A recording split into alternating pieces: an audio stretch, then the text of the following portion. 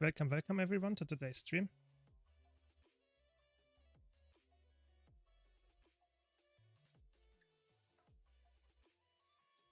Hope you had a nice day so far. Welcome, welcome. Let me quickly set up everything.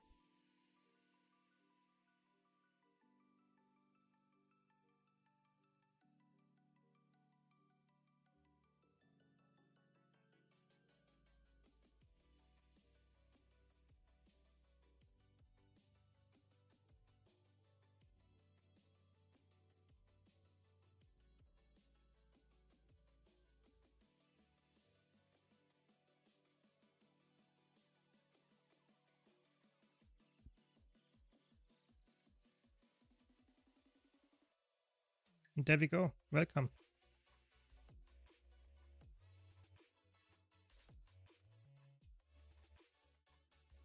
So let's play some Elementalist. Yes, this is not Elementalist, I know. But I will swap to Elementalist after the first two fractals, because Elementalist is typically, I'm playing Boon support here. You don't want to play Quickness Catalyst in Conti fights. That seems like a big issue. You don't want to do that. But after that, I will easily swap, yeah.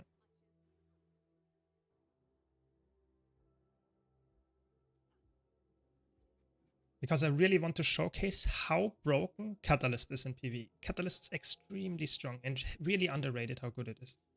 Yesterday, I did a run off stream where I played Catalyst in Icebrood Saga's strike missions, and I was consistently top DPS as Quickness Catalyst, yeah, which is obviously insane, yeah. So you play a Quickness support that provides a 50% damage buff, yeah, because Quickness, if you don't know, Quickness is a buff that gives you 50% attack speed, yeah.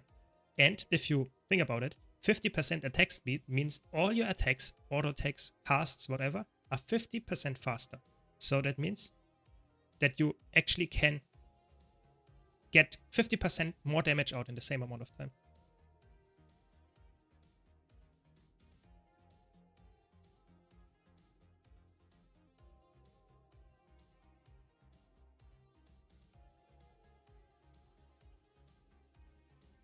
Yeah, so it's really important that you understand how broken this boon is. And I feel like if you are a quick DPS, yeah, that provides a 50% damage buff, and you actually are playing a build that provides not only 50% damage to your party, but also is capable of getting to, let's say, 80% of the DPS of a DPS player, it's absolutely insane. Welcome, Dino, welcome. How is your Heal Firebrand journey going?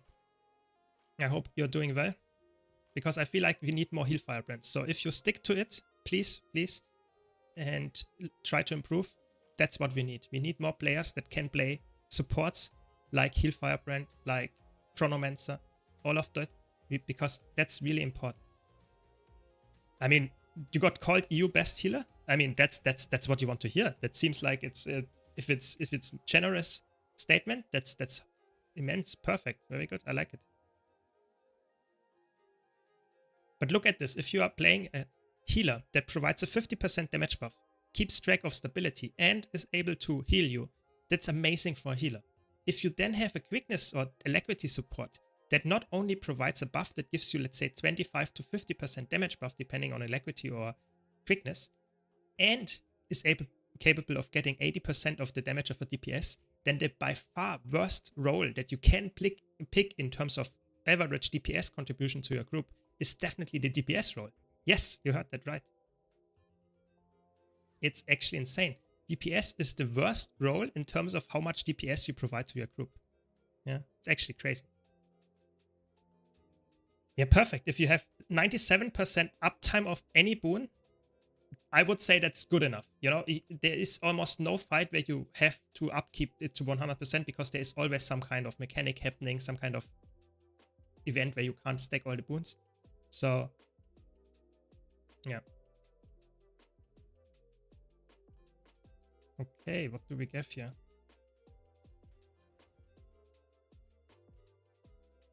Interesting composition there.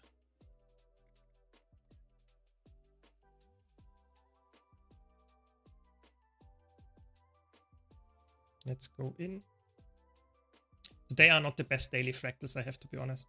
I'm not a big fan of Deepstone. I think Deepstone is one of the worst fractals. It's not the worst, don't get me wrong. There are definitely worse ones. But I'm not a big fan of it, to be honest. Welcome, Filthy. Welcome. Hope you're doing better today. And welcome, Jacob. Welcome, welcome. I just didn't know I'm not supposed to heal the staff that much when I keep the other things up. Yeah, I think the problem is Heal Firebrand has so many things that you need to keep track of that, yes, your staff is a very, don't get me wrong, it's a very good weapon, yeah? But typically you will be fine if you actually, for the most part, swap to staff only when you are in some kind of downtime. So because you have a long cast on, rather long cast on your Empower skill, and it's just in general not the craziest amount of utility that your staff provides. So yes, swap to it when you need, for example, Condic Lens and Swiftness, but I would not, and that's the important part, would not swap to it regularly, because the Axe or Mace, whatever you have in your normal main hand, so to say, is way better, because you can easily use that to upkeep Fury with the Axe, and you can use a pull, and just use the auto attack, and then swap into your tomes, because you need to swap into your F1 tome, F2 tome, on your rotation, so to say, to upkeep the boons. So there are actually quite a lot of things that you already need to keep track of. And if you then also swap to a staff, you actually, if you're a new player, might get just overwhelmed by how many things you need to swap all around. Yeah, I'm on EU. Unlucky. Yeah, like Esteban points out, my accent is German. So I'm sorry for that, but yes, I'm on EU. Oh, the aftercast got me there.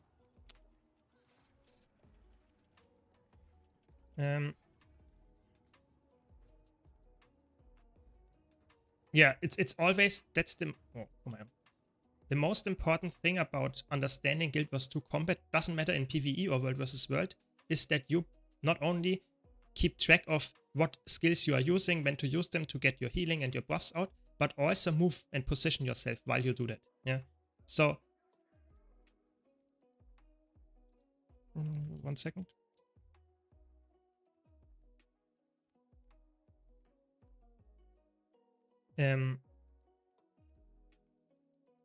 Yeah, so I think understanding that I can move with almost all my attacks like I do now while I cast them, yeah, is extremely strong, especially in competitive modes, where you, if you stand still, you are the prime target. You will die within seconds typically. In Zergs, in PvP, if you stand still for a second, you are just extremely vulnerable. And that's why Immobilize, for example, is extremely strong as well. So if you understand that, yeah, you need to keep cleansing, you need to keep healing while you move. And you can do that, especially in a Heal Firebrand, really well, because almost all your skills are on a very short cast time, and none of them actually root in place, with the exception of your staff Empower.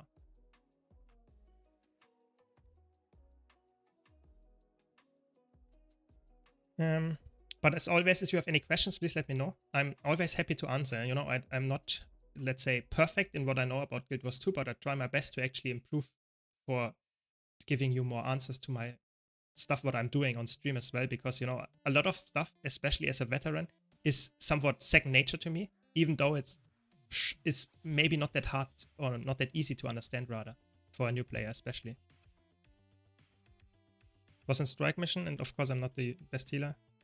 I mean, that's if you see that you improve slowly, that's the important part. You know, if you play Heal Firebrand for months and you don't get perfect or close to perfect uptime, then you have to reconsider what you're doing. But if you already, after a few days of playing it, you actually provide 97% quickness uptime, for example, that's good. That's better than a lot of Firebrands that I know.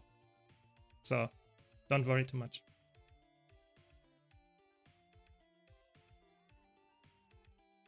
So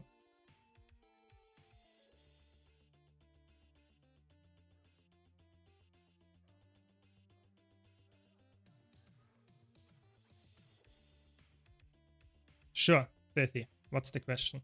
Welcome, Emily. Welcome. Yes, Elementalist hype, and I'm playing Chronomancer. I know. Just for this Fractal and the next one, I will play Chronomancer. After that, I will swap to Elementalist. But it's like grieving if I play Quickness Catalyst on this boss. It's just, I'm so squishy, I might die to the one-shot attack and stuff quite easily. So, or the normal targeting attack that I can't avoid. After that, I will of course swap to Quickness Catalyst, don't worry. It will be the rest of the stream will be Elementalist, just the first 2 fractals. I prefer to play World vs. World, also because I can't find a PvE group that plays late night, and unfortunately Raid World is too close for pucks. Too close for pucks, especially. Yeah, that's true. Of course, that's how it goes. I feel like the problem is maybe if you play late night, maybe you have to consider if your ping is not that bad, maybe you have to consider to swap to an NA server. I'm not joking there, because then you might perfectly be on some kind of prime time in NA, because they are obviously have time shifts.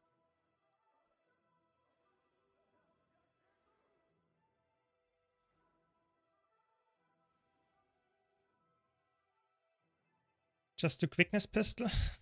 Yeah, I mean, I think pistol is just not good enough. I feel like, why would you take a pistol over a scepter? I'm personally really disliking. I think it's one of the worst weapons they ever designed, actually, to be honest. Pistol on Elementalist. I think it's just, it doesn't fill a role that is not filled by any other weapon. Because you can play scepter, you can play even sword and dagger are better for the most part than pistol, even if because pistol is ranged. It doesn't make any sense. I feel like pistol is just very, very underpowered and is also very fun to play. I don't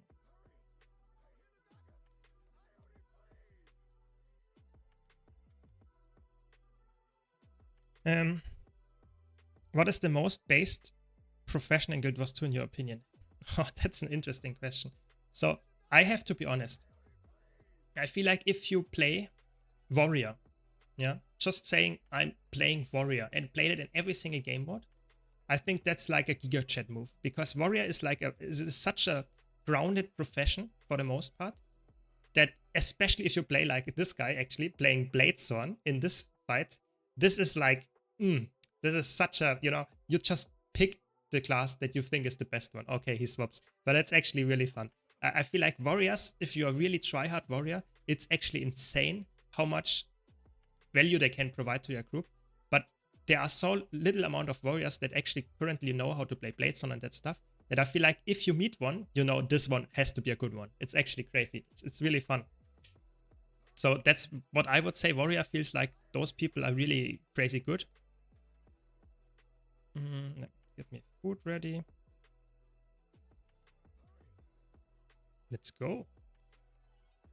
And I feel like personally, I feel like there are a lot of, I like watching people that playing a really hard profession. Yeah, like something that is extremely difficult to play. I personally think if you play Mirage very well, I think Mirage is for me the most base profession in PvE, that is, or even in PvP. To be honest, I think Mirage is the hardest profession to play, and that's why I think it's probably the most based one for me. Yeah.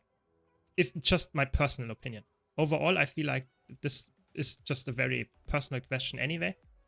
But I personally think Mirage, if you play a Condi Mirage, which has the highest benchmark right now, to its perfect rotation, yeah, perfectly to its rotation, then you reach, let's say, 46k or something, 46.5k DPS, and you have Confusion on the boss. Yeah, which adds some more damage as well. This is the most based profession to play if you can play it, but there are only, I'm not joking, there are probably 5 people in the game that actually know how to do that. And I feel like if I had someone of that in the group, like for example one of them is Ryan, if I had this guy in my group, I would be so lucky, because you see how much DPS in Guild Wars 2 is actually possible. No one actually plays this because there is a reason. It's really hard to play and it's not always reaching this number, but if it does, because you know the rotation, then it's actually insane. Yeah.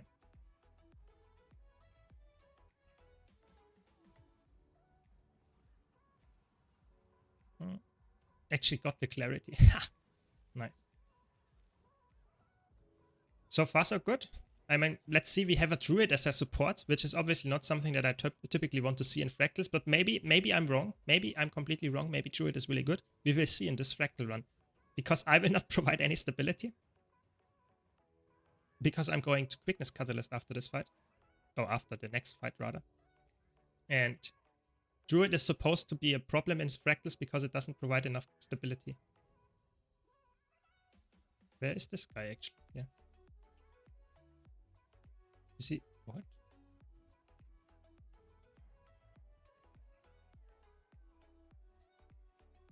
Okay. I guess we reset.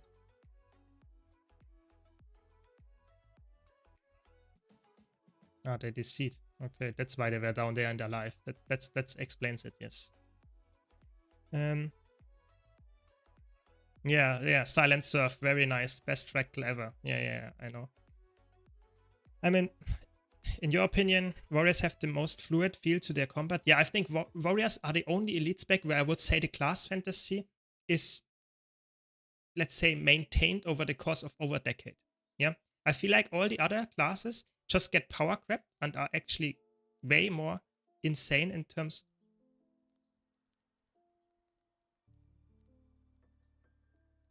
What are they doing actually? Yeah, so I feel like all the other classes, let's for example look at, maybe let's look at Guardian. Yeah, Guardian started as a core Guardian, quite simple class to understand, and then slowly got even worse. You know, Dragon Hunter, yeah, somewhat similar. Then Firebrand, absolutely insane how much more difficulty it added. And then you have Willbender, which is a little bit easier again as Firebrand, but it's so spammable. And so, you know, you press so many buttons all the time, it feels like it's so much more away from the core class than, for example, the Warrior specs. Warrior is always like, it doesn't really matter for the most amount of time. It's more about you just play always physical, you always go into melee combat or have some kind of ranged physical weapon. It's very straightforward. What are they doing? They're swapping around like crazy. Yeah, but I feel like that's why I would say warrior is like, if you stick to warrior for over a decade, you might be a very good warrior. So yeah. When you start to burn out of Guild Wars 2, what other games do you prefer to play? That's a very good question. So personally, I play Guild Wars 2 nowadays. I would say maybe like something like 10 hours a week or something, because most of the time that I usually played Guild Wars 2 before I started streaming, like let's say a year ago, I now put into content creation. So I put a lot of effort in my YouTube videos and in my Twitch chat and stuff. And yeah, so I think this is where a lot of my, so to say, spare time nowadays goes. But if I want to play a game, typically I play actually quite a lot of other games. I'm not really stuck to one single game. I swap around a lot. I like to play some kind of really roguelikes where I don't have to always, you know, have to deep dive and really grind my gear or something. I don't like to play other MMOs for the most part. I tried a lot of them, but always come back to Guild Wars 2 because the combat is just so good. You know, if I start another MMO, I want to go a really deep dive, really try to go really try hard. But then I feel like, why do I go try hard in an MMO that is just inferior in terms of combat? Because there is no MMO, in my opinion, that actually has better combat than Guild Wars 2. So I always come back and then I would rather play a game that is not really, where I don't have to invest a lot of time to actually get to some kind of end game. So I like to play roguelikes or something that I can just jump in and after, I don't know, half an hour, I'm out again. That's my take on that. What are you playing? I mean, that's very interesting. Are you playing Guild Wars 2 as some kind of mono game and you only play Guild Wars 2? Or are you playing other games as well? Because that's very interesting to me as a content creator. Do you watch me because you only watch Guild Wars 2 content creators, or are you playing other games as well? Yeah. Exactly, Pizza Hut. Warrior Elite specs are just, or let's say, Warrior just in a different shape a little bit, but it's not completely different. It feels like very similar, especially if you play Spellbreaker or Berserker for the most part.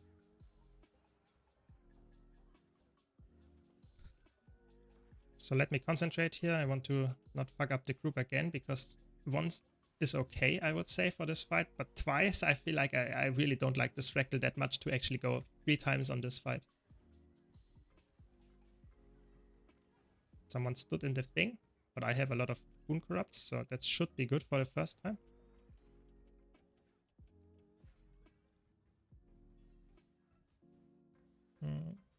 There we go. I wish they would add some boon generation to Spellbreaker to make support Spellbreaker a thing in PvE too. Even heal Spellbreaker so they can use the Sun Spear. Yeah, I think the problem is they already decided long ago that they want to have Blades on as an Alacrity build, and they want to have Berserker as some kind of DPS quickness build for the most part. And I feel like this was, in my opinion, this should not have been the case. I personally think they should have added quickness to Spellbreaker. That would have been my choice, because Berserker for me is a very aggressive, let's say, designed spec. And I feel like if you had the option to make a defensive warrior, it would probably be some kind of Spellbreaker. Pretty sure, yeah. And that's why I would probably say that's what I would have chosen as a quickness Spellbreaker defensive healer build. Nice, we got it. This time it worked. Oh, come on. Nice, we did it. Was just rooted in place there for a second. That's not where you want to be in this fractal. Make Spellbreaker like Chronomancer, then so he can do both. Yeah, that would be interesting, but I feel like that's absolutely broken. I mean, they would definitely need to do some trait rework spec, like completely splitting it from PvP and World vs. World, because Spellbreaker in PvP and World vs. World is actually a really, really good pick, and it doesn't even have any quickness or stuff like that for support. You can play it without any of those. So they have definitely to keep that in mind and split it. And I think creating a spec that already from baseline is supposed to be split, I feel like that's not a good thing. They have so many splits already in the game, where you have a boon that is applied only in one game mode. I feel like that should not be already, when they consider making the spec, should not already be the case, to be honest. I think that's a last resort to balance something, but it should not be, in my opinion, something that they already start out with.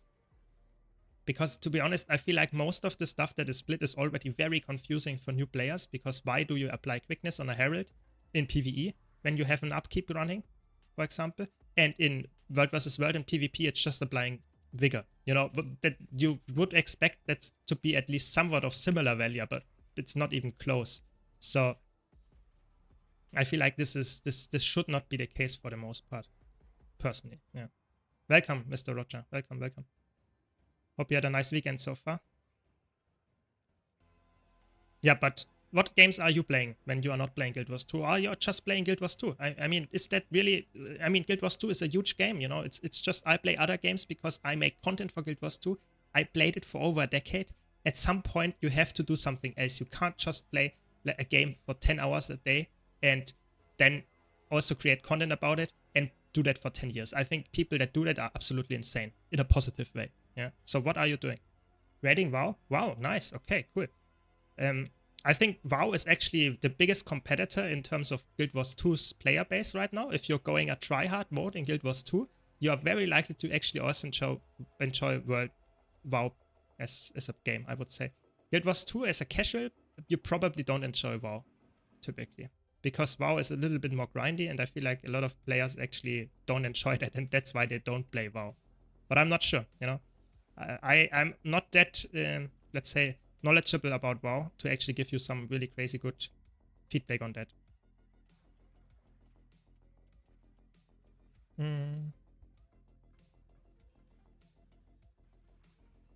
Nice. Yeah, all the DLCs, very good. That's what we like to hear. So you're going more tryhard in Guild Wars 2 than if you have all the DLCs. That's what we like.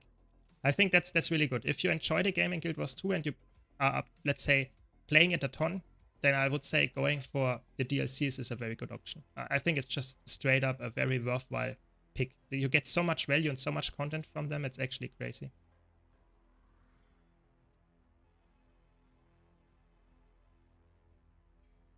Oh, Zelda. Interesting, interesting. Oh my god, 2 people died. I mean, at 10% we should be fine. It's not the healer. That's good.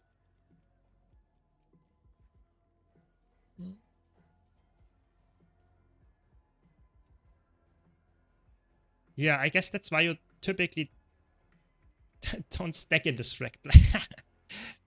So if you don't know, in this fractal, if you stack, it's not a one-shot attack, but it's completely killing you, you know? So it's like, if you...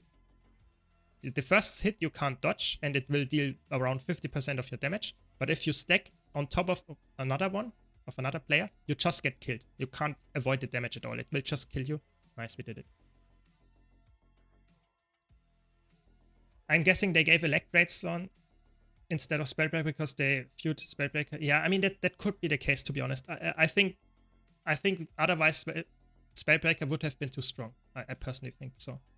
If they gave it to that, because then no one will play as Spellbreaker would be absolutely insane if it had Alacrity as well. Perfectly. What makes Guild Wars 2 combat better for you than other MMOs? I miss the rotational complexity and decision making in PvE. Rotations are often set in stone, it's just a matter of execution. Do you mean it's the case like that in Guild Wars 2 or in other MMOs? Because I feel like Guild Wars 2's rotation are actually, yes, they are of course somewhat, you have to stick to rotation to get the most amount of damage out. But I personally think one of the biggest strengths of Guild Wars 2 is if you're a good player, you adjust your rotation to delay, to get CC done, to go into a burst phase with some different start because you want to get your opener again or something. I feel like this is a very... I like to play Guild Wars 2 because of that. I don't want to always use my rotation every time exactly the same for the next 50 fights. That's boring. To swap around because you understand how the fights works, that's cool. So I would say that's what I like, that the combat is so dynamic. You can move a lot. You have a lot of skills that are, just to say, on your mouse and not always on your target. So you can actually, for example, track the target and see, okay, this guy is moving or I is moving on the border, so I precast stuff like there. I feel like that's really worth it, but I don't know. I feel like that's my take. Of course I played Guild Wars 2 for over 10 years, so maybe I'm just too accustomed to it at this point.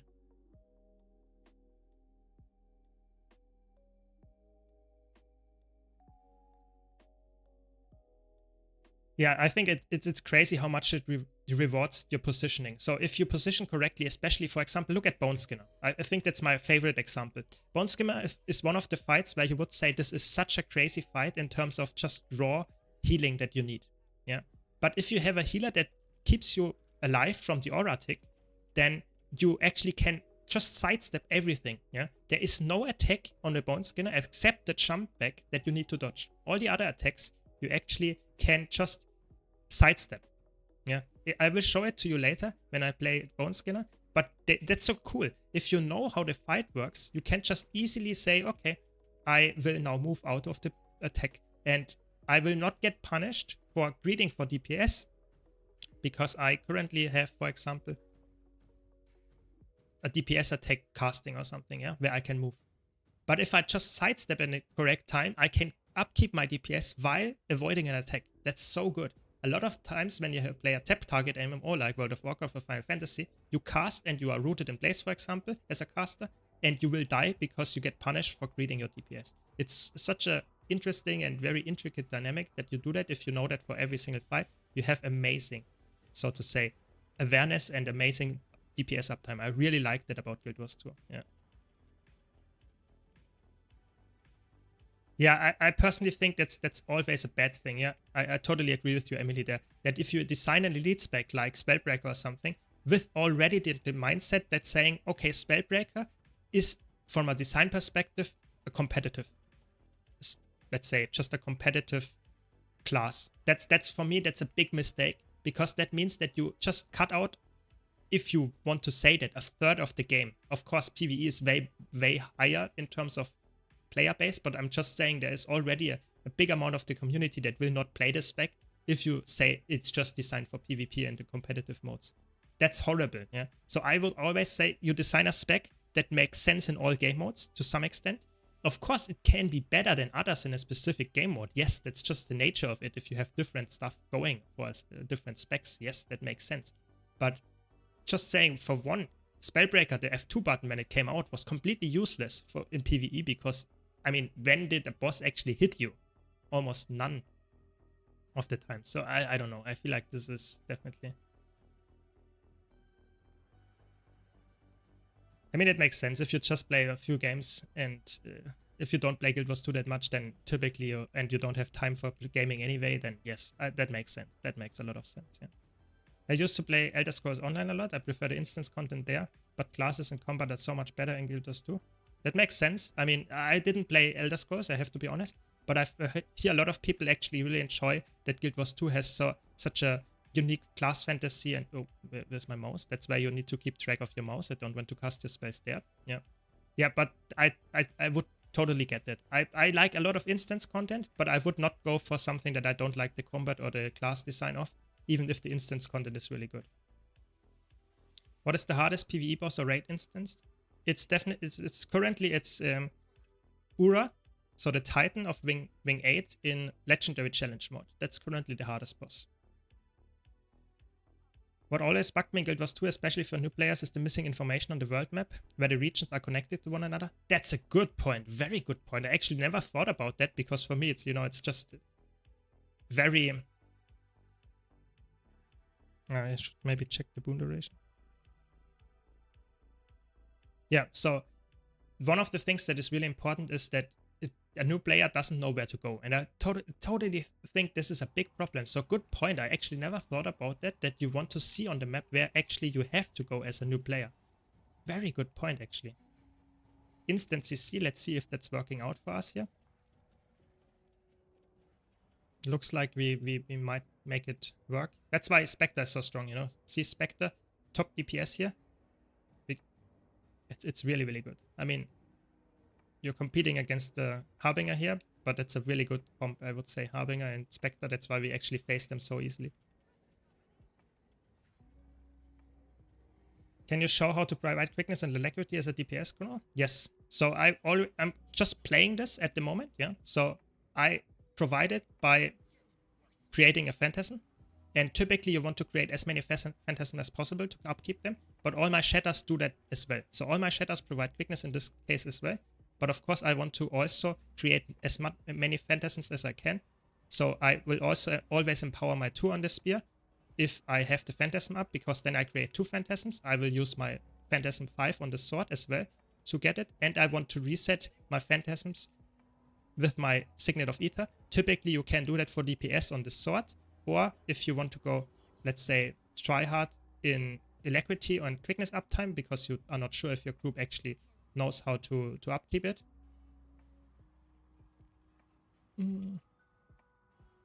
That was I needed to put every CC in there. Sorry, I had to concentrate. So typically, if you want to upkeep the boons for, let's say, 100% for sure, then you would use the Signet on your spear, because then you can create 2 more Phantasms. On your sword, you only can create 1 more.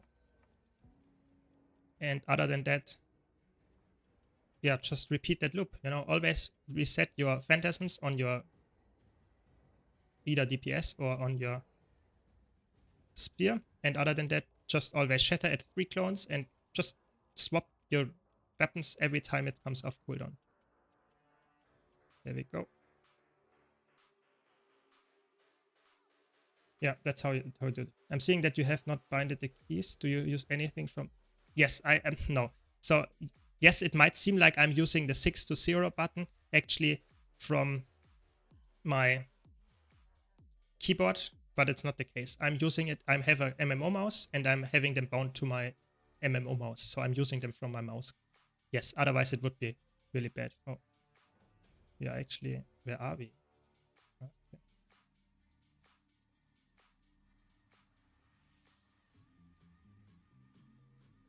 There we go. Yeah, so that's it. If it's not because of World vs. World, probably would have stopped playing Guild Wars 2 by now. That makes sense. I mean, PvE only has as much content as you play. So if you, for example, play for 10 years, you probably will run out of PvE content at some point. There is not that much to explore after 10 years, yes. And if you don't enjoy World vs. World or PvP for the competitive modes, then yes, of course you want to quit at some point. That's just how it goes. And that's totally fair. Yeah.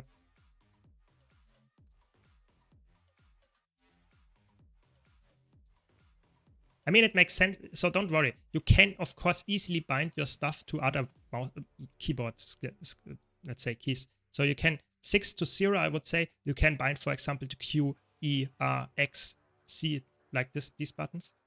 Other than that, I would say, yeah, that's probably what I would bind it to. So let's go. Let's show off Quickness Catalyst.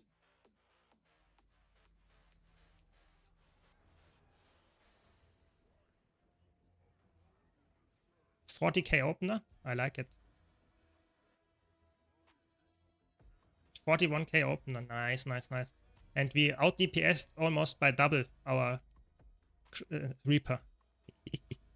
Ah, so good. I like it a lot. It's such a good spec. It's so broken. I'm not even good at it. That's the crazy part here. I'm not even good at it. I'm just spamming my buttons for the most part in the somewhat close to the rotation, but not perfect in the rotation.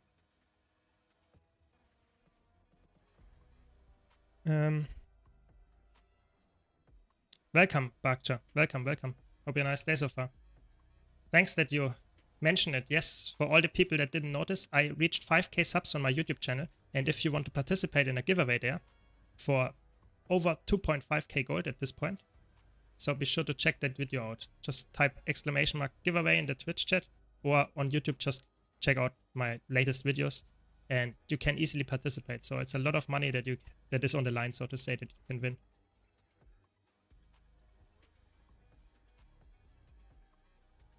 Yeah, but thanks for the congratulations. I hope it doesn't stop there. But now let's focus on some Guild Wars 2 gameplay. I don't want to grieve my group here with the bad quickness uptime. But the problem is actually I don't get enough energy in the off phases to actually keep up quickness here. That's a little bit sad, to be honest. I would expect to actually have more energy. Things just die too fast. That's the problem here.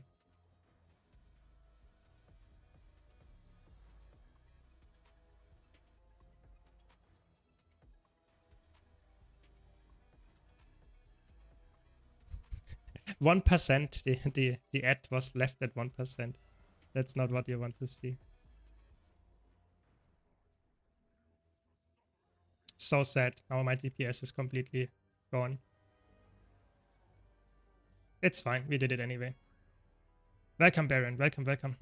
Always great to hear your thoughts. I'm still in the process of recalibrating my WoW wired brain, but I'm making progress. Perfect. I mean, Guild Wars 2 is obviously completely different in a lot of scenarios than WoW, but I would say if you already understand how to play specific types of roles, how to play MMOs in general, I think the switch from WoW to Guild Wars 2 is actually not that problematic. For the most part, you will be fine, I would say, personally. Yeah.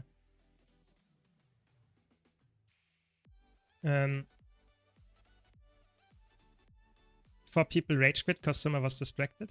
Oh no, that would be horrible. That's not what we want. You know, I'm always when I play in a group, I always try to be a person that at least the people that join the group will at least have to some extent will be satisfied with my performance. It doesn't mean I want to, let's say, play perfectly and do everything, let's say, to the maximum, but I want to at least fill the role that I'm doing to an extent that it's actually people will say, okay, this was a decent group. You know, I don't want to be someone that is streaming and is talking to chat all the time while my gameplay is subpar to a typical gamer of the same role. So if I stream and I only have 50% quickness uptime, then I would say, okay, then better not play that content. Or because that's obviously grieving to some extent. I don't want to play worse just because I'm streaming. That's not an excuse to play really bad in a video game, in my opinion.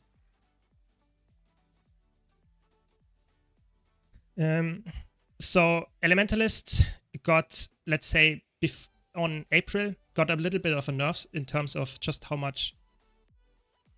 1 second. I have to get the opener right here.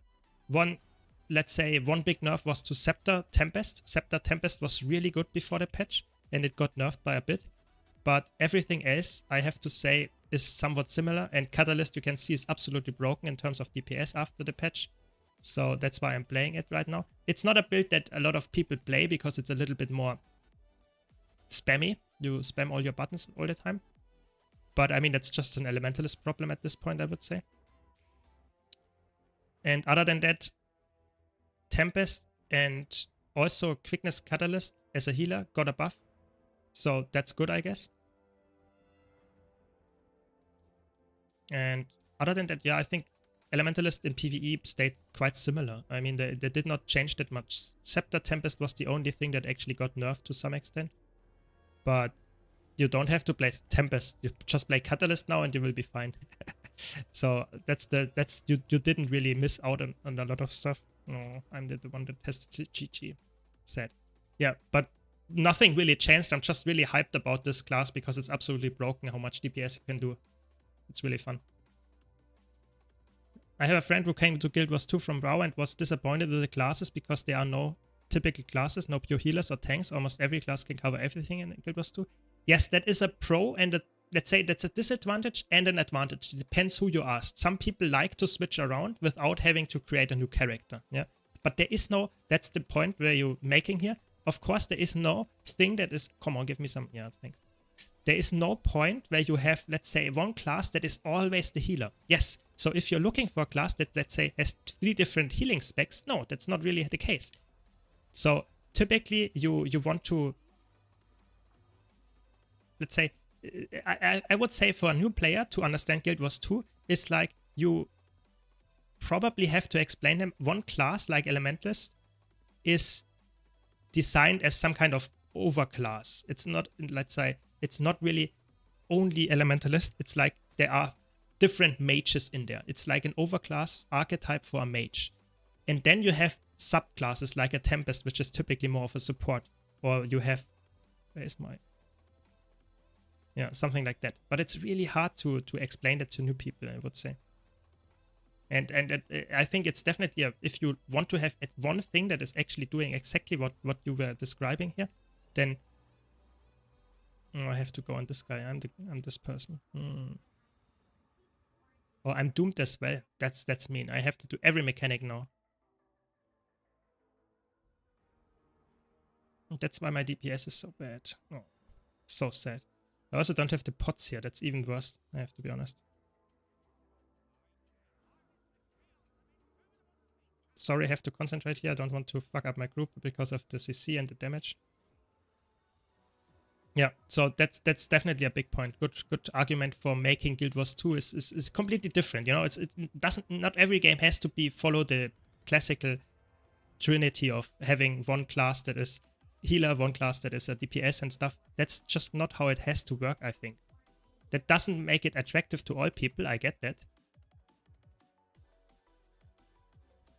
But at least it's something new. You don't want to have every single game being the same because then people will always play only the best one. That's just how it works. Yeah. Welcome, Ixali, welcome. The easiest class to play in terms of DPS? Maybe Unload Deadeye probably in PvE. Or, I mean, yeah, Unload Deadeye is ranged over 33, over 30 DPS with not a real button. You don't have to press any button actually. It's yeah, but there are a lot of, I have a lot of LI builds and all of them are actually, in my opinion, very, very easy to play. So I don't know. It's for me, it's hard to justify one LI build being easier to play than others because it's for a different class. So sometimes, for example, people told me, oh, the Untamed LI build that I just released is too hard. Yeah, I mean, it's harder than other LI builds, but it's still an LI build. It's not weapon swapping. It's quite easy to play anyway. So yes, I would say it's harder to play than other LI builds, but that's just the class design. So if you want to play Untamed, then you have to go for this one and start out with that one. I think that's just how it goes. Necro Warrior, both core and elite specs are quite easy. Yeah, I would say Warrior. Warrior is quite spammy. Berserker and Bladezone I wouldn't recommend to new players as a DPS. But if you like, I think Reaper is quite easy. Yeah, Reaper is probably the one overall that I would say is very easy because it's also very good in open world, which Thief typically is not. Condimag is really good as well. Power Mag with Rival is absolutely broken right now. 40k with just pressing a few buttons on your Rival. So that's definitely something. Let me get my pot. I need some... where is it? Oh, wait, I don't have them on the... Oh, that's sad. It's fine. Yeah, so I think actually Rival Mag is probably my best recommendation. Good point there. Yeah. Welcome, Roaming Spirit. Welcome. We don't want to have any fish today. Sorry.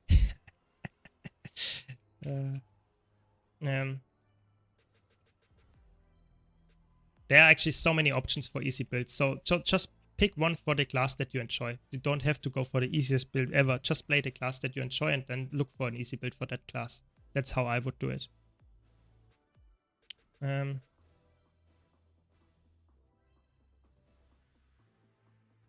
Let's go.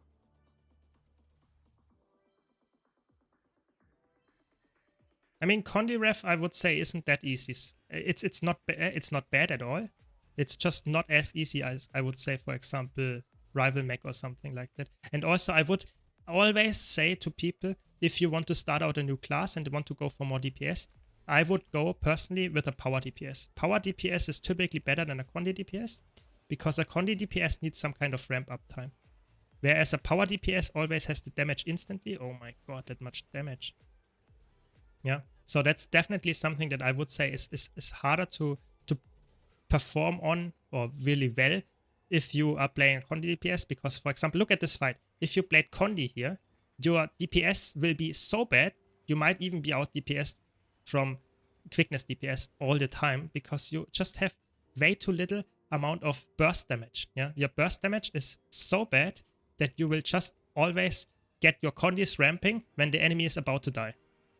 So I would always recommend to a new player, play a power build from the class that you enjoy, and you will be good.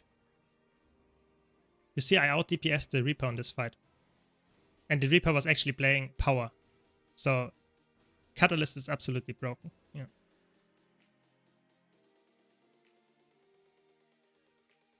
Yeah, I mean, I'm not sure. I think the Guild Wars 2 devs can be smart, but they are not always smart, sadly. That's just, sometimes they are really smart, sometimes they are really not. Especially when it comes to marketing, I feel like the Guild Wars 2 devs, they either they are completely trolling or it's absolutely insane. They have to learn so much. Yeah. Welcome, Snowdrop. Welcome. Yeah, I mean, every single elite spec, I would say, after POF launch was actually broken. I actually am surprised how they did that. I would say Mirage was broken. And Deadeye was broken. What was broken as well? Scourge was absolutely broken. Firebrand was broken. It was, I mean, almost every spec was absolutely insane when they came out at POF launch. It was actually, I don't even know what they did, what they were thinking. If they thought about that before, or if they, let's say, had just said, fuck it, we will just do a broken expansion. I don't know. Yeah, I mean, I think this was one. I think this is probably in the history of marketing one of the best examples. Marketing gone wrong, personally. Yeah, I think that's probably in school. If you're going for some kind of university in whatever journalism or marketing, then that's probably what you show people how you not do it. I'm pretty sure this is how they actually do that. Yeah. This is Fresh Air Catalyst Quickness. Yes, correct. It's absolutely broken. It's really good. You want your 2K new pot? Yeah, just watch my YouTube video. Type ! giveaway in the Twitch chat. And then you have a chance of winning if you participate in the giveaway for over 2K. Yeah, don't worry. Scotch was still broken like a year ago. So yeah, I actually agree. I think that it took them years to fix some of the specs. Actually crazy. Which build is your ref playing? The Revenant is playing Power, not Alacrity Renegade, which is really good in Fractals where you have short burst phases, but if it's in terms of long DPS on fights like raids, you are not that good. So keep that in mind. In Fractals, you are very good build, but in strike missions, maybe in shorter ones, but in long missions like, I don't know, like typical raid fights where you have more than a few, let's say, minutes on the same fight without any phases, or at least with a few amount of phases, then I wouldn't play this build. So it's very good if you play Fractal, even open world, I would say it's decent. But if you play anything else, typically I wouldn't go with this one. Oh, my burst damage. It's absolutely crazy.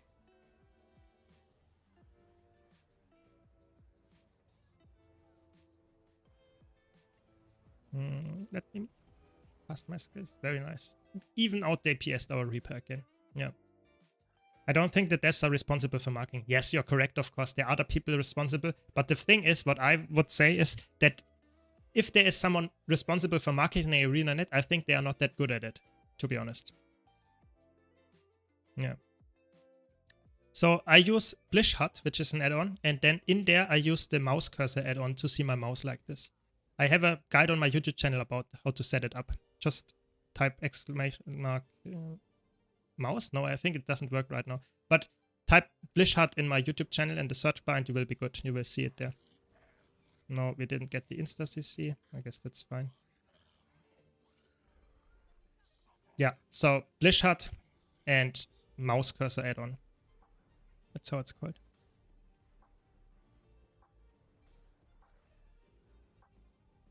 Nice, he didn't teleport while I was casting my highest damaging skill. Yeah. Do you have any Fractal-specific tier lists? No, not yet, but I might do that quite soon as well, I would say. Fractal-specific tier lists. What do you want to see? Do you want to have a tier list that is about DPS, about quick DPS or support, or do you want to have that in one single tier list? Because I feel like to split it again in 3, like I did for my raids and strike mission and stuff, that might be a little bit overkill. Maybe I have to do it in one tier list. Let's say I do rate every single elite spec in terms of where it is in Fractals in terms of support and DPS. Maybe, I don't know. What do you want to see? I'm asking you for your opinion here, because maybe I'm completely wrong here.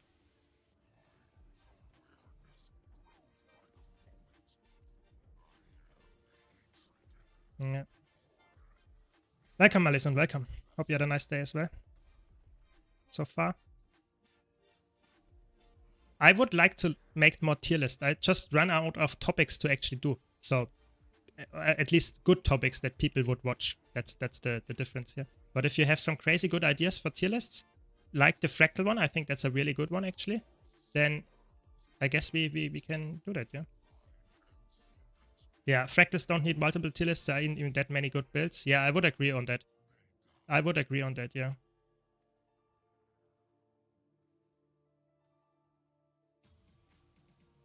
Yeah, I think... Let me catch up and chat in a second. Let me move. Very nice. And last burst. Oh, my burst is really good right now. My DPS. I like it. I like it. No, I cancelled my attack. I'm still new to this class, if you can't see that right now. So I'm trying my best to actually deal decent DPS here.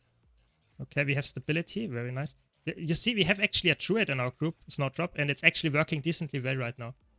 So I'm quite surprised. Sometimes druid can actually work in Fractals, but I feel like it's not the case for a lot of groups. Yeah. Nice, it's 5:30. Yeah, I guess your day wasn't that long yet. I can see. Very good. Tier list for Fractal specs would be awesome. Yeah, maybe let's you have a really good idea. I think we will just do one tier list after I did my Fractal run here. Let's do a tier list. Let's talk about the Fractal specs and just debate it with me, because I always feel like having interesting debates going about where I put a specific thing. It's actually really cool. So that's what we're gonna do. We have 2 more Fractals to go, and then we will actually do a Fractal tier list. That's what we're gonna do today. Which expansion is my favorite and why? I would say my favorite expansion is Heart of Thorns, because that's just, in my opinion, the most features that they brought that were really good, and I like the elite specs the most. I think the maps are also amazing. I personally think they have the best expansion maps in there, but overall I would say Heart of Thorns is just the best expansion. Yes, there were some things that were not perfect, but I would say Heart of Thorns for me personally is the best one. Yeah. I would like a video of you explaining how to make gold with Mystic Forge. I never understood anything except the standard stuff. Okay. That's a big topic. That's a really big topic. But that would be definitely a big video that I can make. Let me think how would I do it? Probably starting out easy and going a little bit try harder at the end. I guess that I could make something like that. Yeah, good idea. Yeah.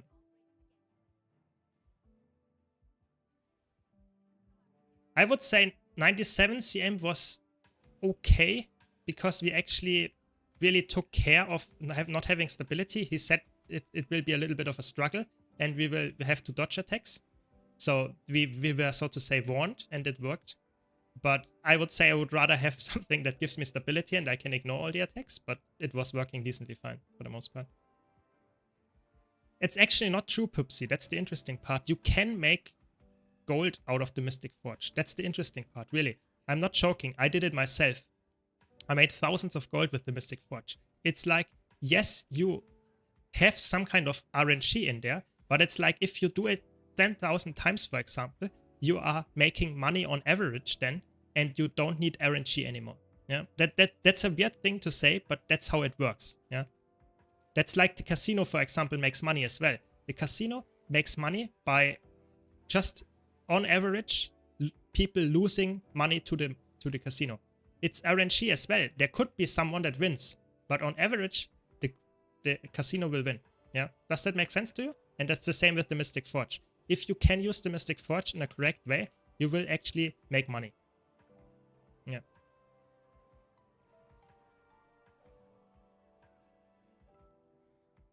Yes, you have to invest some stuff, that's correct. But the thing is, sometimes the investment is just random materials. But that's the biggest thing that I would come up with stuff that I would invest in. For example, is tier 5 materials, tier 6 materials, all of those materials. And you can just, for example, use stuff that you would convert into higher tiers, and you will make money out of that. Yes, there's some RNG involved in there, and yes, you need some, how is it called, spirit shards for that. But a lot of people like me have a lot of spirit shards lying around and they don't know what to use them for. Not all of them. Yes, there are people that are struggling with getting spirit shards. Yes. I know. Don't want to be the guy that is completely ignoring those people. But of course, if you have a lot of spirit shards like me, I have, let's say, 4k in my wallet and I have 5k or something as tomes lying around. So if you are like me and have a lot of those, you can make a lot of gold out of them with the Mystic Forge. Yeah, stuff like that.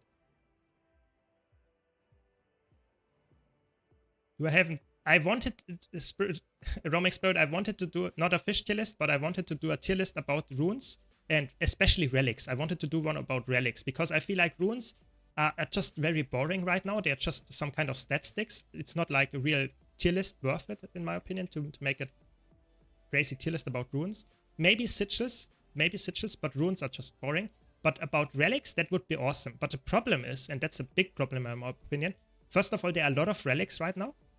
So let's say 80% of them, I would just say they are bad and move on to the next. But the problem that I have is that I don't really have a way to clearly show them in the tier list. Yeah? So I would make a screenshot of all the relics and would put them in the tiers, but no one would know the name of those. Yeah, so it's a little bit, not all people know, or most people don't know how their relic actually looks, you know, how the icon of it is. So I think that's the biggest problem why I didn't do it yet, because I just am not completely sure how to make it visible on the tier list itself to see which kind of relic I'm just talking about right now. So it's a little bit, I'm not 100% sure, but would be a really cool idea.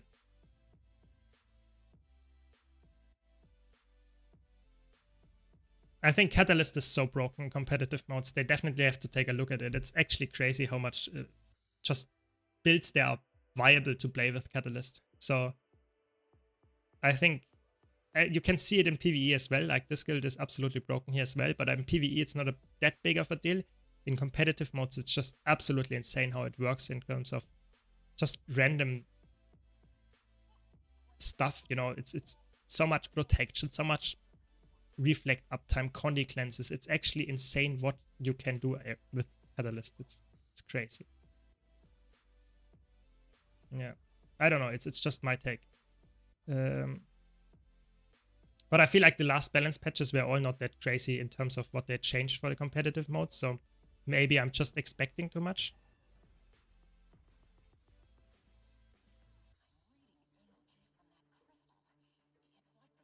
No, it's okay. I mean, I talked about that before on my stream as well. So the question is on YouTube, what I'm doing for my living. So I'm currently doing biomedical research. I can't say more than that, but that's what I'm working as a researcher. Welcome, Flora. So does the giveaway command not work? It should work, actually. Give me a second, I will kill this boss and then I will check. But it should link you to a YouTube giveaway that I have going right now.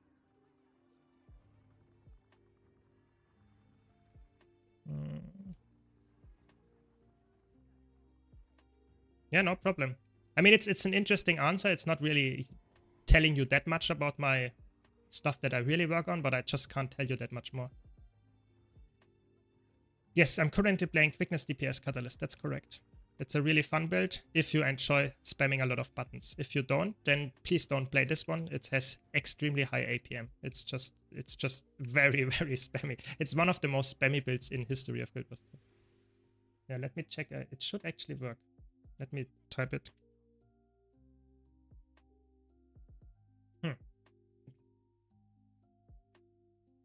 The bot is sleeping. Give me a second. I will link it anyway.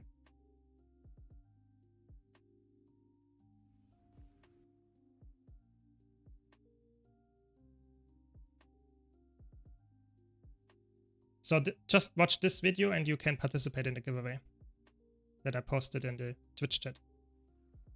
No. Don't believe Roaming Spirit's comments. That's not true. I'm not doing anything illegal. And I didn't sell my kidneys. That's also not the case. Yeah, relics are, in my opinion, quite annoying for people to understand which ones are good if you start out, and then how to obtain them. I think that's a big problem in terms of just general guides. I can't tell you where to obtain all the relics, because you might at some point get a different relic that you want to get, and sometimes you get it from World vs. World easier. Sometimes it's very easy to get from an achievement. I would have to cover every single one just without any, let's say, summary. You would just have to go over every single one of them, and that's a little bit boring to put in a video. But I think the wiki can help you there quite a lot. Yeah. And the legendary relic is obviously absolutely crazy how expensive it is for what it actually brings. And don't forget, the new relics that they release, not the core relics, but the expansion relics, those are actually, you have to unlock anyway. So if I have the legendary relic, yeah, but if I need, for example, let's say the Sakiros relic, I think, if you want to have this, you have to unlock it first with the achievement to actually unlock it in your legendary relic. So this is the only legendary that is actually quite bad at the moment as well. Because you have the newest relics that come out with the new expansions, you have to unlock them first anyway. So you really don't get that much value from having the legendary relic in the first place. So really interesting.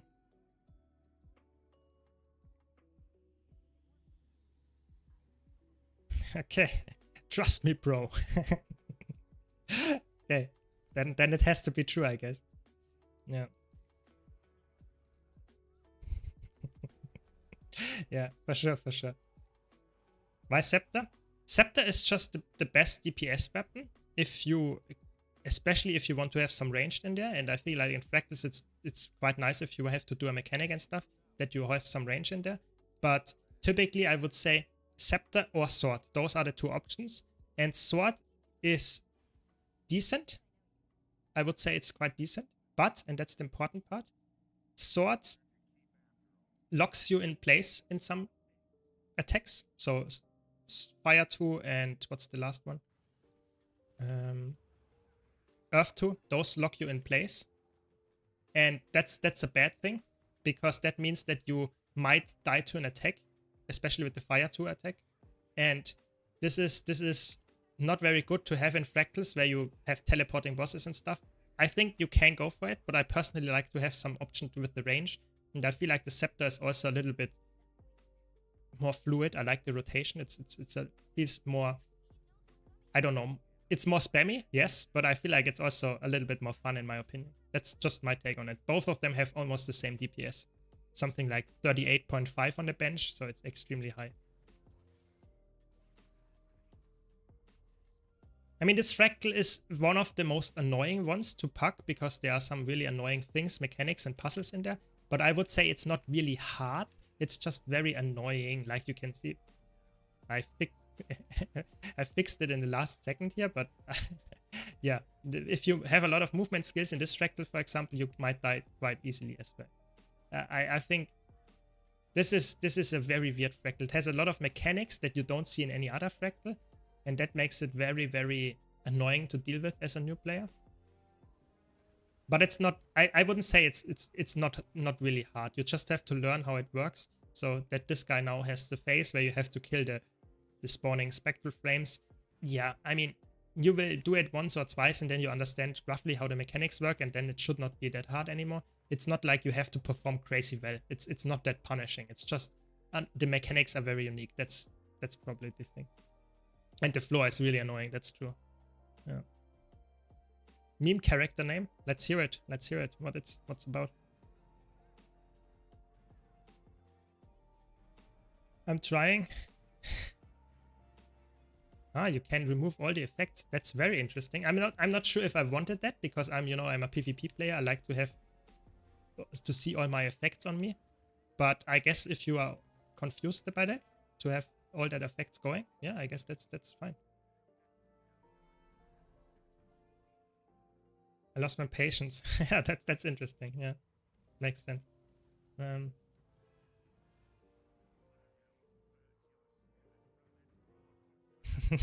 That's a good one. I like it. Good that you caught it. Very good one. I like it.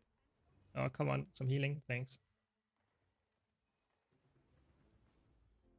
Okay, and then we're done and we can go to the fractal tier list. Very interesting. Let's see what we can come up with. Also, if you want spirit shards, play a build that can take a lot of mobs. Yeah, very good. So you play meta events like Dragonfall and that kind of stuff where just a lot of mobs spawn, and you play a build that just gets a lot of attacks, so a lot of hits on attacks. Let's say on just very short attacks on range on something. Or if what I like to play is, for example, some kind of boon provider that also has some kind of attacks, like a herald or something. Because if you provide a boon to an ally and the ally kills a mob, you will get experience for the mob as well. So that can help a lot. And of course, if, for example, the Mad King Labyrinth is going currently, so the, how is it called? Halloween event is currently going, like in October. There is crazy good experience farm with spirit shards there as well, and you just use every single booster that you can get to get your maximum experience with it. It's actually really, really good. Yeah. And you can make a lot of gold with spirit shards. So if you convert all your spirit shards into gold, and you, let's say you can get, even if you do it patiently, you can get over 1 gold with the spirit shard if you know what you're doing. I would say on average it's more like 50 to 1 gold, 50 silver to 1 gold, but it's absolutely insane. So if I would convert all my spirit shards that I currently have in my wallet, only those, I would get 4.5k or something. It's actually really, really good how much money you can make. Okay, they are disabled there. Okay, interesting.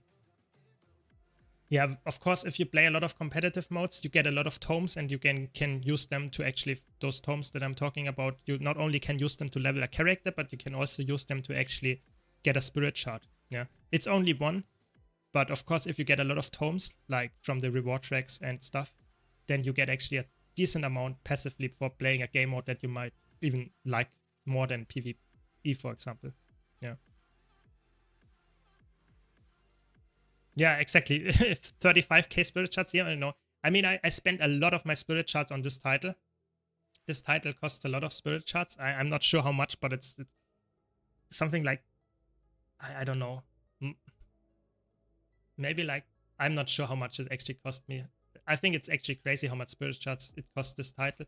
But I have also, legendaries, if you want to get a lot of legendaries, you should save some spirit shards because you need so much of them. So if you want to go like me and want to have almost any legendary in the game, then you need a lot of spirit shards and you should not convert them into gold. Yeah.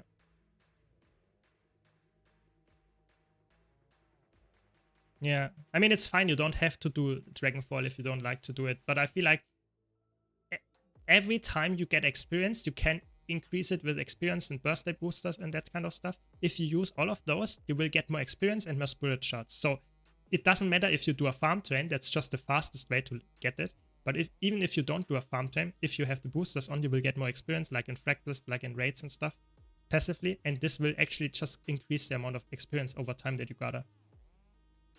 Yes, The winner will be contacted through YouTube, and I will send the money, of course, in-game. I already have prepared some stacks of Mystic Coins. I will send them to the winner. Yes, correct. So let's quickly set up the tier list. Give me a second.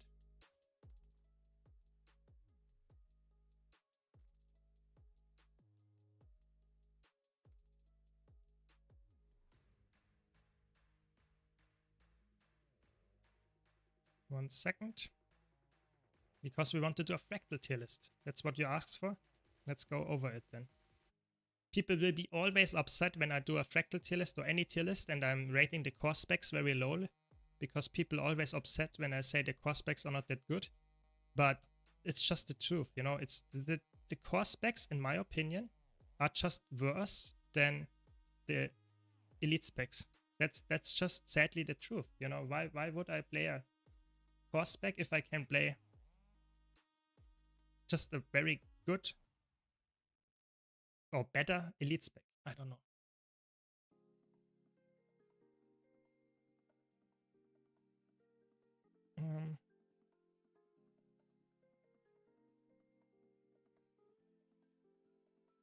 Welcome, yeah. No worries, Flory. I want an unlocked sky scale, but when I read about all the things I have to get, I don't have the mental strength to do it. I mean, sky scale is quite hard to farm, but it's so important. It's such a good one. So let me check. I think it should work now. Yeah, there we go. And we need one more thing. We want to set it up like fractal. Like that. Is that clear enough? I guess. Now, I guess you should understand what I'm talking about, I guess. I'm World vs. World player. I have a lot of spirit shards. I do farm for gold sometimes. Just have to find a strategy on how to do when there's people around. I wanted to do farm trains with the scrapper flamethrower, spamming one to make it possible for me. Yeah. I mean, Herald is typically, if you want to take a lot of stuff, Herald is the way to go, because you want to get the passive boons and you just provide boons, and people that kill enemies, even if you're not there and you gave them boons before, you actually get credit for the kills. So that's what you would do. But I like those. I'm not, you know, you don't see me farming on stream because I typically don't do that. You know, it's too, I don't know. I like to have engaging combat. I don't want to just run around the map and be really stressed about killing all this stuff. That's not what I enjoy, but if you like it, I mean, I guess that's the best way to do it. Okay, so let's do the tier list now. So what's it about? You asked for a fractal tier list, and we are now talking about how good are specific builds in fractals. We are not splitting this up in 3 separate tier lists. We are sticking to one tier list. So I'm talking about the very best builds for the elite spec. Yeah, so that means that I will make a, let's say, a note. If, for example, if you can play a quickness catalyst as a DPS, or you can play as a healer, I will make a note there, but I will rate the spec as one thing, how good it is in fractals. Yeah. So where do we start? What makes a very good build for fractals? So I think fractals are extremely strong in terms of what you require to do as a power DPS. Power DPS is just very good because fractals are very short, typically, especially tier 4 fractals, and not the CMs. They are really short. You just need to burst the boss to go to the next thing. Kill the enemies. Typically, you want to have some AoE as well, and stability helps. Those 3 things is typically what a fractal is really necessary. You typically don't want to have condi builds that have a high ramp up time. You want to have power builds that have a short burst. There are some exceptions with the CMs. CMs, we will get to that. For example, 99 CM and 98 CM at this moment. So Silent Surf and Sankwa Peak, those 2 are favoring range builds, and typically range builds are condi builds. So that's why you see a lot of people playing condi there. And the phases are also not that frequent. So that means that if you don't lose your conditions that you ramped up. So sometimes condi builds can work, but typically power builds, you will see that in the tier list, will be higher. Yeah. So I did not ever start a fresh account. Maybe I will do that if you're interested in making, let's say, some kind of zero to hero journey. But I feel like a lot of content creator already did that. I'm not sure if I would provide that much more new input there if I just read it the same thing. But maybe if you're interested. This is a tier list for fractals in general. So tier 4 and CMs, whatever. Where do you want to pick this class? So it's always just about fractals and not really specifically only for tier 4s or only for recommended, only for CMs. No, it's for all of them together. So we will start with the core classes because I feel like the core classes, they are everything that I will put in here is playable. Don't get me wrong. You can play every single thing. It's playable. Dear tier just means it's the worst tier because everything above it is better. That doesn't mean D tier is unplayable. Yeah. Just want to mention that. And that's why I would put core Mesmer in here, core Ranger in here. I put, what do I put in there as well? Yeah, probably core Revenant and core Elementalist. I mean, those 4 for sure. Maybe. No, I think that's where I would leave it. Yeah, I mean, you should not play D tier builds in Fractals. I would even go as far and I would say if you want to be in a pack group, you would play something B tier or above. You would not go C or D tier. It just means those specs are still playable. So if you have some kind of static and you want to do some kind of troll run, you can still play them and you will perform decently well. You know, it's not like you will be top DPS typically, but it will be working. PvE is designed in a way that everything works if you just understand how you have to do it. So I think core warrior you can actually play decently well as some kind of support if you really wanted to, because you can actually provide some kind of healing and I think you can also upkeep permanent quickness. You can play core engineer as some kind of DPS build. Core guardian is actually decent as well as some kind of low intensity build for core class. Core thief you can also play as some kind of DPS build. And core necromancer is also maybe high D tier, low C tier, but completely honest here, don't play those core classes. It's just horrible. Yeah, I think don't play core classes. If you have expansions, don't play core classes. If you have any expansion and can get any expansion with the, let's say, access to any elite specs, then play the elite specs. They are just straight up better. So just do the really big things out of the way already. Firebrand, easy S tier. It's, if you can play it, if you play a quickness Firebrand as a celestial build or if a full healing Firebrand, if you position yourself correctly, if you know the mechanics, if you do the reflex and stability, it's by far the best healer in terms of just raw utility. Yeah, it can easily pre-stack, it has amazing stability access, it's just really, really good. But, and that's the big problem here. The big problem here is that you have to know how to play the build. It doesn't play itself. It's true for all supports in Guild Wars 2 that none of them actually play themselves. So supports are the hardest builds roles to fill, so to say. But Firebrand in particular is really hard. You have to understand how to position while doing the mechanics, while doing your boons, while doing your healing. So there's a lot of things involved and you have a lot of buttons to press. It's quite spammy. So Firebrand is just the best option for people that are really hardcore. Because you can also play Celestial and you're actually really nice on DPS side as well. So it's a very good pick there in Fractals.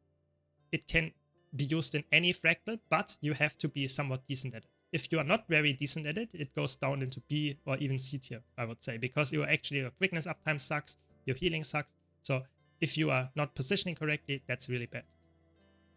Yeah. So that's something that I really want to mention.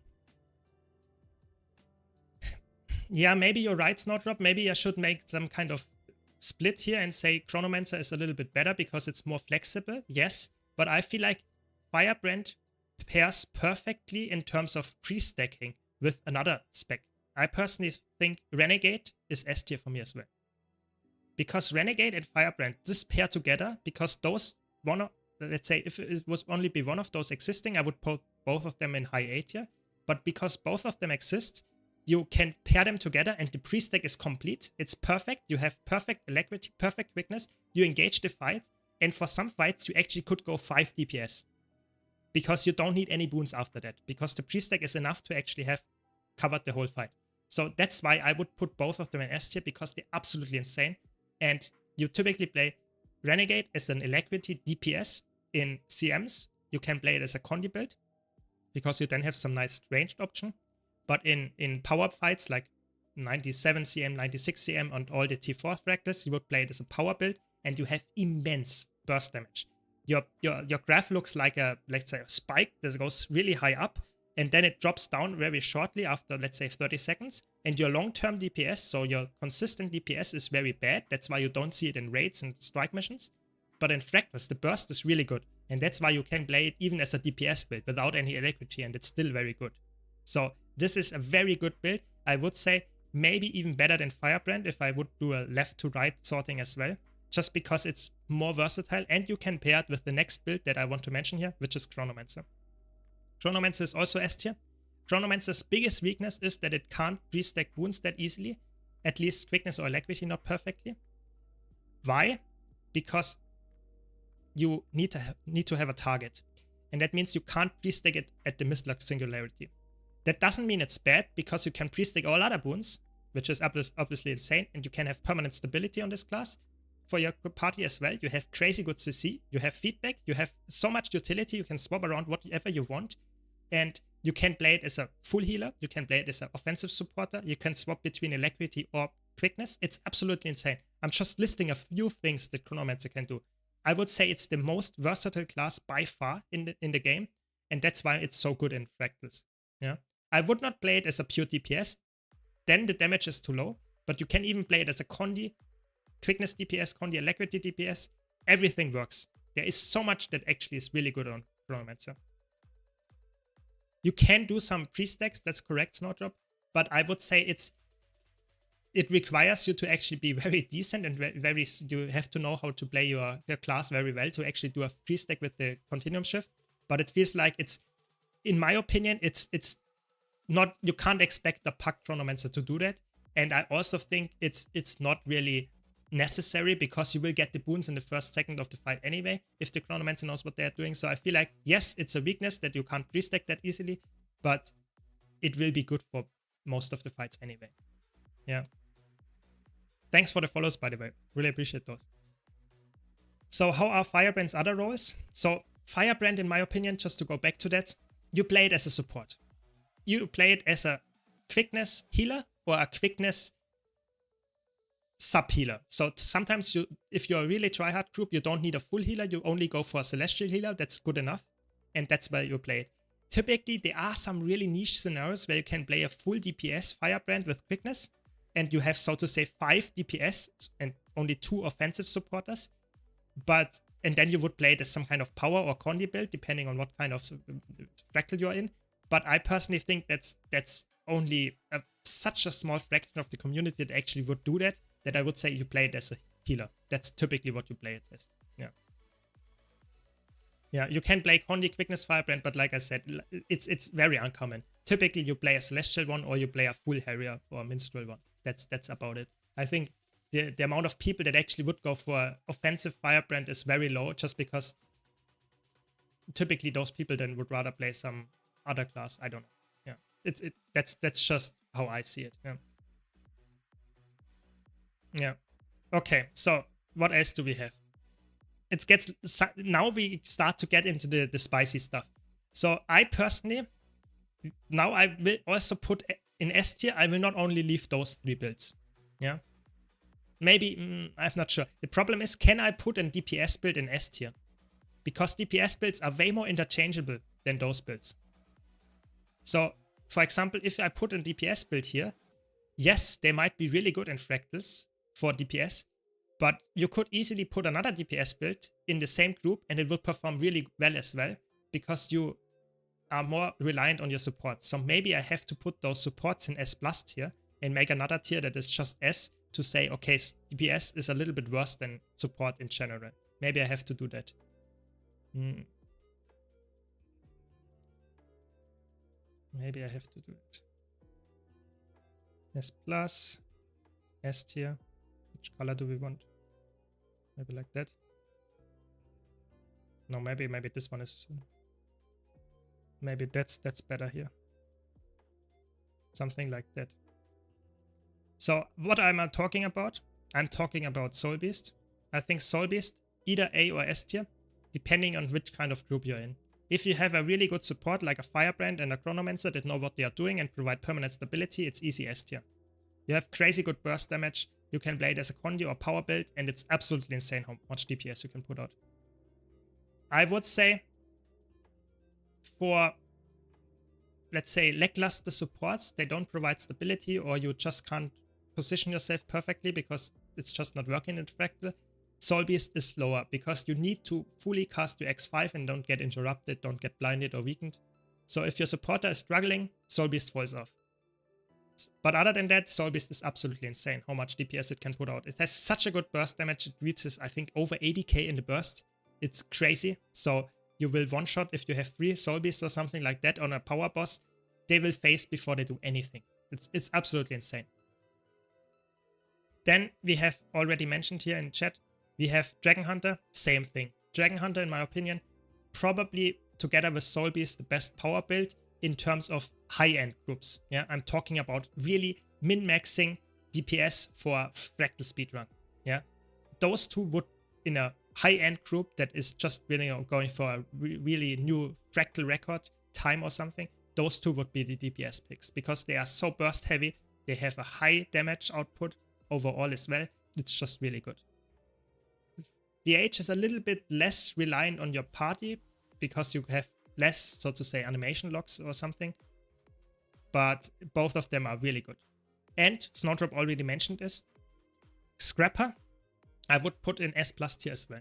If you have a very good Scrapper, you have crazy good damage, barrier, and you can play it as a quickness DPS.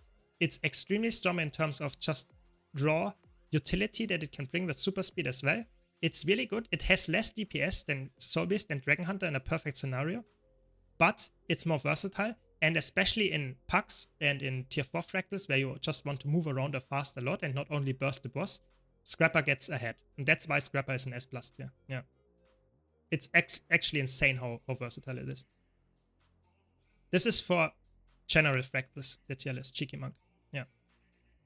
So that's why I would put it in S tier. It might not be as versatile as a Chronomancer, but it is extremely strong because of the super speed, the barrier, just the ease of use, I would say, and the DPS output. It's just very good. You would play it as a DPS or a quickness DPS. You can play it as a healer as well, but at this point, I have to be honest, I would rather have a quickness Firebrand or a quickness Chronomancer instead, personally, because they are more flexible. Yeah, I would rather have a quick DPS Scrapper with a Alacrity Chronomancer, for example, personally. Yeah. Okay, then I would say let's go to Mechanist. I think Mechanist is for me S tier as well. Maybe A tier, depending on, yeah, it's hard to, maybe it's A tier because the damage is lower, of course. The burst damage is way worse than yeah, it's A tier, I would say. Burst damage is way worse than Dragon Hunter and Soul Beast, but it's very easy to play. You can play a ranged rival mech, you can play a Condi mech with Spear. Both of them are really good right now. Good DPS, quite easy to play, especially the rival one, extremely easy to play. And you can also play it in the Condi fights, so to say, because you're fully ranged. So why would you go to Condi if you can play power there? Your burst is bad. Don't forget that. The burst is quite bad, but it's a very easy build. So you can make it work even if your supports are not that good, because you can actually position very easily out of range and stuff of dangerous attacks. So for me, it's an A tier build, not S tier. You play it as a DPS. You can also play it as some healer. Wouldn't do that. Typically not that good anymore. But you can also play it as a leg DPS. I think that's a decent pick. And maybe the DPS is again quite low, 33k or something. And the burst is not that good. But you can make it work. That's why it's an A tier. Yeah. Then let's go for Druid. I think Druid is the first really hard decision. I think Druid I would put into A tier because you can only play it as a support. There is some kind of Condi Druid, yes, but typically you don't play that. You would play a Condi Soul Beast instead. So Druid for me is clearly playable, but it lacks stability, the frequent stability access that Chronomancer and Firebrand have. And that's why it's only an A tier for me, because it's not that useful. You could see, if you watched my previous, let's say, Fractal run that I just did, we had a Druid as a support. It worked decently well, but we lacked stability in 97 CM, and that was a little bit annoying. But other than that, it worked. I would say Druid, just a very good support. That's why it's an A tier, even though it lacks some kind of really necessary stability up. Okay. Then let's go to a hot take. I personally think Viva is S tier. Viva is S tier for the same reason that Soul Beast and Dragon Hunter are there. Because Viva has amazing burst DPS. One of the highest burst DPSs and has crazy good AoE. Which is obviously exactly what you want for Fractals. There are only a handful of people that actually play this class. Because it's, so to say, more try-hard and you have to press a lot of buttons and have to know how to do it. But if you know how to do it, it's extremely strong how much DPS it can put out. I would say it's not an S plus tier for me. For the same reason that Soul Beast and Dragon Hunter are not there. Because they are just a DPS build that are not that versatile in terms of what they can bring to and provide to the party. But it's a very good one as well. Then I would put Scourge for the same reason that I put Druid in A tier. I would put Scourge there as well. Scourge works very decently let's say decently well in terms of just raw support that it brings with Alacrity, Barrier, Cleanses, even healing is decent. But the stability, that's the problem. It lacks stability and that's why it's typically not used in some kind of power practice because you typically need stability to negate a lot of mechanics. It works okay in tier 4s. It's actually quite good there. But I personally think to put it in S tier, it needed more stability. So A tier as well. Yeah. Viva is one of the limbo classes. It's either S or uninstalled here. Yeah, exactly. It's like Firebrand. If you have a very good Viva, it looks like insane. But if you have someone that is not knowing what they are really capable of, then that means they are really bad and they will get out DPS by the quickness support, for example. Yeah, definitely. Except the Condi Viva is pretty easy, been bringing it when Surf is on dailies. Yeah, that's true. I think Viva is overrated how hard it is, but a lot of people just are scared to play Viva. That's the problem. And if you don't try it and want to really try hard with it, then it's just not played. Yeah. I was being trained to use Scourge and Fractus with a Renegade for step. Yeah, I feel like this is that's an old school or not really. I personally think if you bring a Renegade already, then you just pair it with a Firebrand and you will be happy forever because you have everything. But why would you pick a Renegade with a Scourge just to be subpar? Personally, I think those two are just better. Yes, Scourge has more barrier access and more just raw surviving potential, but personally I think that's not worth it to lose the stability and get knocked off a platform and die anyway. So just saying, Malison, it's not a let's say criticism or something, it's just about, that's my take and I feel like that's what current tryhards would agree with. Yeah, it's true. Maybe you're right there that it's on high ping it's actually better because it's a low APM build. Yeah, maybe you're right there. Yeah. So what do we have next? Oh, now it gets really spicy at some point, I would say. It gets actually quite spicy. I would say Willbender is for me low S tier. Is it? Yeah, I would say so. It's low S tier because it has crazy good burst damage. If you play a power Willbender, you can play it as a Condi Willbender in 100 CM. It's really good there. It's one of the best builds to play there. And you can even play it as an Alacrity DPS if you wanted to. It has some forced movement, but it works decently well in Fractals. You get really good resets on your virtues and stuff. So I would say Willbender, worse than those, but still a very worthwhile DPS pick. You can play some heal Willbender if you're really crazy, but at this point I would say why not playing a Chronomancer? Or even some kind of Firebrand Renegade combo. I don't know. I feel like S tier for the DPS and the just very, very strong Condi build in that sense. Power build is also very good, don't forget it. Yeah, that's my take. Maybe it's high A tier. It's a little bit, yeah. Okay. What else do we have? I think Virtuoso for me in Fractals is S tier as well. I would put it in low S tier. It's not, maybe it depends in which kind of group you're using it. If you're in a full tryhard group, Virtuoso is not as good because you would rather have a DH or Soul Beast. But if you're playing in some kind of tier 4 pack Fractals, Virtuoso gets really good. Yeah, so keep that in mind. Virtuoso is more dependent on what kind of group you're in. So I'm talking about Power Virtuoso here in particular. I think the Condi Virtuoso build works in Condi Fractals, but it's not that much DPS. In Power Fractals, Power Virtuoso with Spear is extremely strong, but it is less DPS than DH and Soul Beast in an ideal scenario, so I wouldn't pick it in a really tryhard group.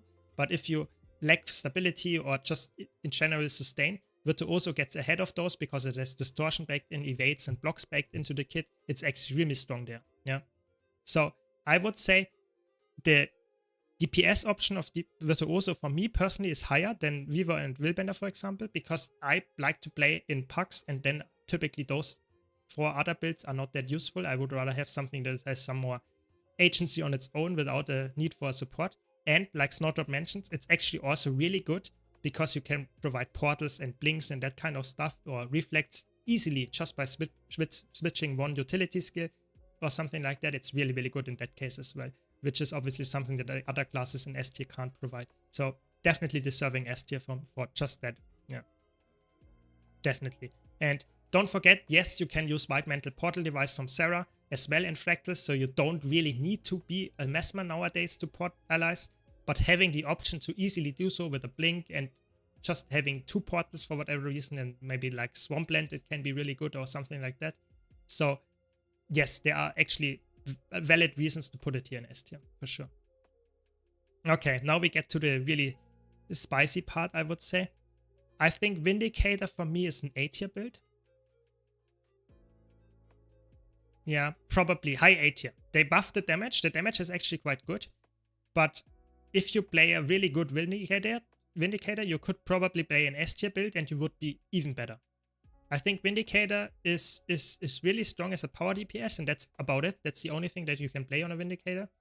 You don't have any CC in your kit, or in your rotation at least, and you can't really easily swap to CC either. So I would say for me, high A tier for the high DPS output as a power DPS, really nice. You can't play it in a Condi fight because you're fully melee, and yeah, typically I would say high A tier just for the high DPS in power Fractals, but not as good as the S tier builds. Yeah. We already have the question here from Yusuf. What's your opinion on Heal Catalyst? Let's go to Catalyst then. So Catalyst, there are 2 options for Catalyst. Or rather, I would actually say there are 3 options what you could do. You could play Catalyst as a full DPS. Yeah. Catalyst as a full DPS, I would say, is somewhat similar to a Weaver, a little bit worse, in my opinion, because Weaver has a bit more damage than Catalyst in Fractals, I would say. If you play it as a quick DPS, it's extremely strong. You saw how I actually out DPS today on quick Catalyst my Reaper, because it's absolutely insane how much damage you can put out. I would say the Heal Catalyst build is very underrated how good it is. However, it lacks stability uptime, or frequent stability uptime, like a Druid, like a Scourge. So it's not as good as, for example, a Firebrand or a Chronomancer if you need stability. But if you're only doing tier 4s and not doing CMs, Heal Quickness Catalyst is actually really good. So keep that in mind. Yeah. So I personally would say Heal Catalyst is in Fractals actually underrated, especially in tier 4s. But is it enough to put it in S tier? No, I wouldn't say so. For me, maybe the Quick Catalyst build, but you can't pre-stack. Hard decision. Hard decision. Yeah, maybe it's, I would say high A tier for that reason. Don't get me wrong, it's a really good build. Heal Catalyst is really good. And it's also really fun to play, but the healing output is very, it's a passive, and that can be not that good if you want to burst heal and stuff, and you can't pre-stack. That's a big problem as well, very good point. So I would put it in A tier. High A tier because the DPS is really high, and that helps it.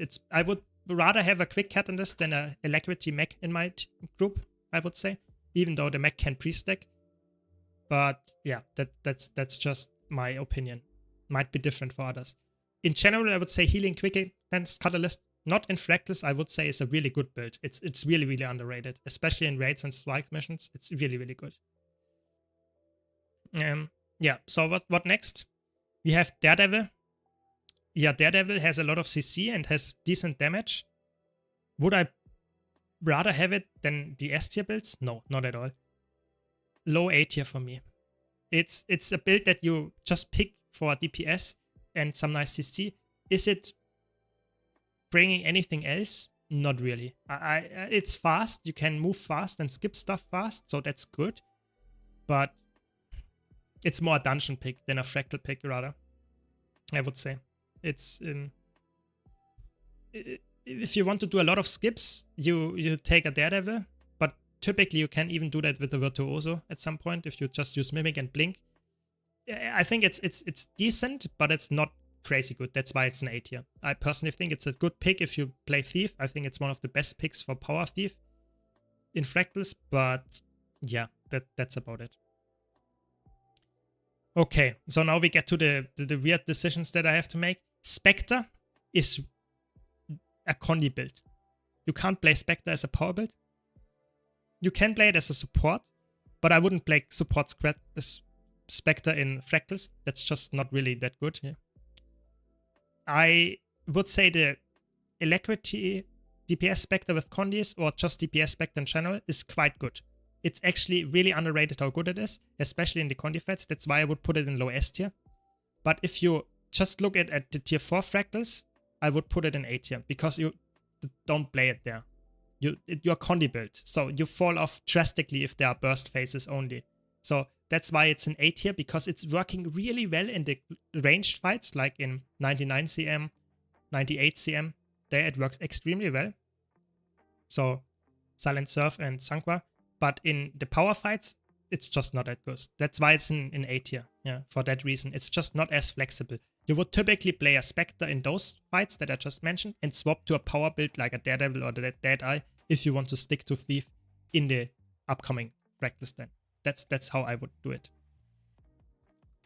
Now we talk about Deadeye. I think Deadeye is so hard to rate because Deadeye has two variations of builds. Either you go for a full try-hard build that reaches one of the highest benchmarks, a power build with Rival, or you go for a quickness DPS Deadeye build rather, and you deal some nice damage. You can't pre-stack, you are very lackluster in utility as well, so that's why it's an A tier for me. It's not as broken, but you can make it work. It's really nice DPS. You can also, and that's the important part to mention here, you can go for full low intensity build as well. So that means you go for unload Deadeye, and you can either provide quickness or go for a DPS build, and you have ranged with 30k DPS, and you don't even have to press any buttons for the most part. It's really, really good. So if you are starting out, that can be a really good pick. But I'm talking here about a meta pick that you want to go somewhat tryhard in Fractals, then I would say even there, Deadeye is not my top pick for quickness application. No. And also for DPS, I would rather go with the Soul Beast or the H. It can work, but it's not crazy. Yeah. Okay, we are getting slowly through. Okay, what do we do next? I guess be at most, I'd rather have a Daredevil that has at least some AoE. Yeah, that's a good point. I did not mention that. Yeah, that's a good point. That's a good point. The AoE of Deadeye is horrible. Yeah, that's true. If I take that into consideration, it's in B tier. Yeah. The AoE is almost non-existent. Yeah. In Fractal, you need the AoE. Yeah, good point. I forgot totally about that. So B tier it is. It's not bad on a single target boss. It's actually quite good. But Fractals are not only about bosses, especially if you play tier 4 Fractals and not the CMs. You have always some kind of AoE events, and then you don't deal any damage anymore because you need the malicious thing, the malice to be up on the boss. That's just very necessary. Okay, what do we talk next about? I would say Reaper. Reaper is a very classic power DPS pick. You can play it as a Condi Reaper as well. I would rather play as a power Reaper though. It's just very, very good there. It has a lot of CC, a lot of tankiness. It's not as broken as a Soul Beast or Dragon Hunter, but I think for the average group, I would put it in S tier, in low S tier. For the average tier 4 group, it's actually a decent, very decent pick because you're just very self-sufficient. If you play it in a tryhard group, it falls off because those two are just, or those three rather, are just better. I would say it depends in which kind of composition you use it. I would say if you have a bad healer and stuff, I would really like to be a Reaper because you're just a little bit more tanky and safe. But if you are in a decent group, it is A tier, high A tier only, because you just are a little bit less in DPS. and you are also not that flexible in terms of what you can provide. So for example, you can't teleport your group or can't do reflects or stuff. So I would say high A tier is actually quite fair. Yeah. Okay, now let's continue probably with quickness or just in general Harbinger. You can't play Harbinger as a healer, not really working. So you can play it as a full DPS build, either power or quickness, power or Condi. Both of them work very well. You can play it as a quickness build, power or Condi again. It's really, really good, but it's quite aggressive. So it's a really aggressive pick. I would put it in S tier because of that, because tryhard groups run that really frequently in the ranged fractals in CMs, because it's a very nice pick there in terms of just raw damage output while being able to do it at range for the most part. You can't provide boons at range for the most part, but you can provide damage from range. So I would say it's low S tier for that. But if you are watching this video as a player that is somewhat new or not that tryhard in fractals, I would say it falls in A tier. Yeah. So again, it's like Reaper a little bit, depending on the group composition. I personally really like to have a really crazy good DPS hub in my group, because I know this guy or this person actually knows very much how to play it. It's quite likely. But if you're new, I would rather go for a Reaper. Yeah, so it's for me, again, very hard to say where to put it. I will leave it for now in S tier, because it's just insane how much damage you can do, even on a quickness DPS build. But yeah, it's not a perfect build. That's why it's in low S tier for me. It's hard. I don't know. Yeah, it's again, like Snowdrop mentions here, it's either people know what they're doing and you will be top DPS, or people just don't know what they're doing at all and you will have no quickness or no DPS. So it's like, I will rate it in a, let's say in a perfect world, or when the person actually knows what they are doing. So I will rate it in this regard in S tier, like with Firebrand, because if I just rated like a bad Firebrand, it had to be in B tier or something. Okay, then we have Tempest. Tempest is really weird. Tempest, how can I put that in words? So Tempest is like a decent support in raids and fractals, raids and strike missions as a full alacrity healer. It's actually quite decent there. But I would never want to have a alacrity Tempest in fractals, because it's just very, I don't know, it feels like you can pre-stack, but your stability uptime is quite infrequent for the most part. You are not that, you know, flexible. You have quite nice utilities that you can play as the only Elementalist spec, but just don't play it. Typically, I want to have Alacrity Chronomancer and it's better. You know, it's just subpar to that. In terms of DPS, it's actually quite decent, but sadly the Scepter build got nerfed, so it's not that good anymore. You can play a decent Alacrity Tempest as well. I think Tempest is very flexible. It's probably the most flexible elite spec in terms of just when you can use it, because you can fill every role with it. You can play power or Condi or healer or whatever. Everything works, but it's just not as good. I would put it in A tier, personally. Yeah, I think Tempest is for me an A tier pick. You can play it with every single role, but it's just not as broken as, for example, Viva DPS. Yeah, personally, I think that. Yeah. I ran Alacrity DPS Power Tempest in my first clear of 98 CM, and it convinced me to learn Condi Viva.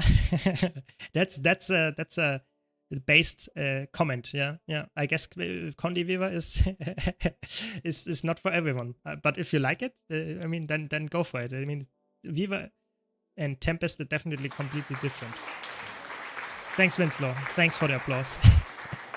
Yeah. Okay, let's continue. What do we have left? I'm a little bit struggling to rate those classes that are left, because they are really dependent on who plays them. So I would say Untamed is decent. I would put Untamed in A tier as well. I think Untamed is, you can play it as a quick DPS or DPS power build. They are quite decent. They have decent burst as well. But I would rather play a Soul Beast, because you have the same issue with the X5, but your burst is a little bit lower than a Soul Beast. So I would rather have a Soul Beast than an Untamed. And you can, if you go completely crazy, you can go Untamed Healer, but you have a big problem there with the stability access. So don't do that in Fractals. So I would say Untamed A tier if you play a DPS or Quickness DPS Untamed. You can see A tiers where I put all the classes that are quite decent, but not as good as the S tier builds or S plus tier builds. Yeah. I think that's fair for Untamed, definitely. You need to understand timing if you're playing Tempest. If you're getting the same DPS alacrity and as full DPS, you're doing something really wrong with your air overloads. Yeah, that's definitely. So remaining classes are build dependent? I mean, I would say all classes are build dependent, but I would say the remaining classes are more like if, let's say, a tryhard player plays them and really sweats a lot to make them work, they look crazy. Yeah, but or at least most of them. But if you give them to the average gamer, they look horrible. Yeah, so it's really a big problem. Yeah, and that's the same with Untamed. I think Untamed, like Barian mentions, Hammer Spear Quickness Untamed is actually quite decent. Yeah, that's completely. I'm completely with you there. But you can't pre-stack, and you can't, or not really. You can't really pre-stack that easily, and your DPS is also quite melee favored, and that's okay. But you can't. I think it's. I feel like it's just subpar than Chronomancer quickness or Scrapper quickness. So I personally would say it's the best option for quickness. And as a full DPS build, it's just worse than those here, I have to say. In Fractals, that is, in Fractals. Yeah. So let's talk about Bladezorn. Bladezorn is so hard. Bladezorn is insane. If you look at people like Kyoshi or someone that actually knows how to play Bladezorn and Fractals, they are top DPS. They are insane how much you can do if you know how to face him.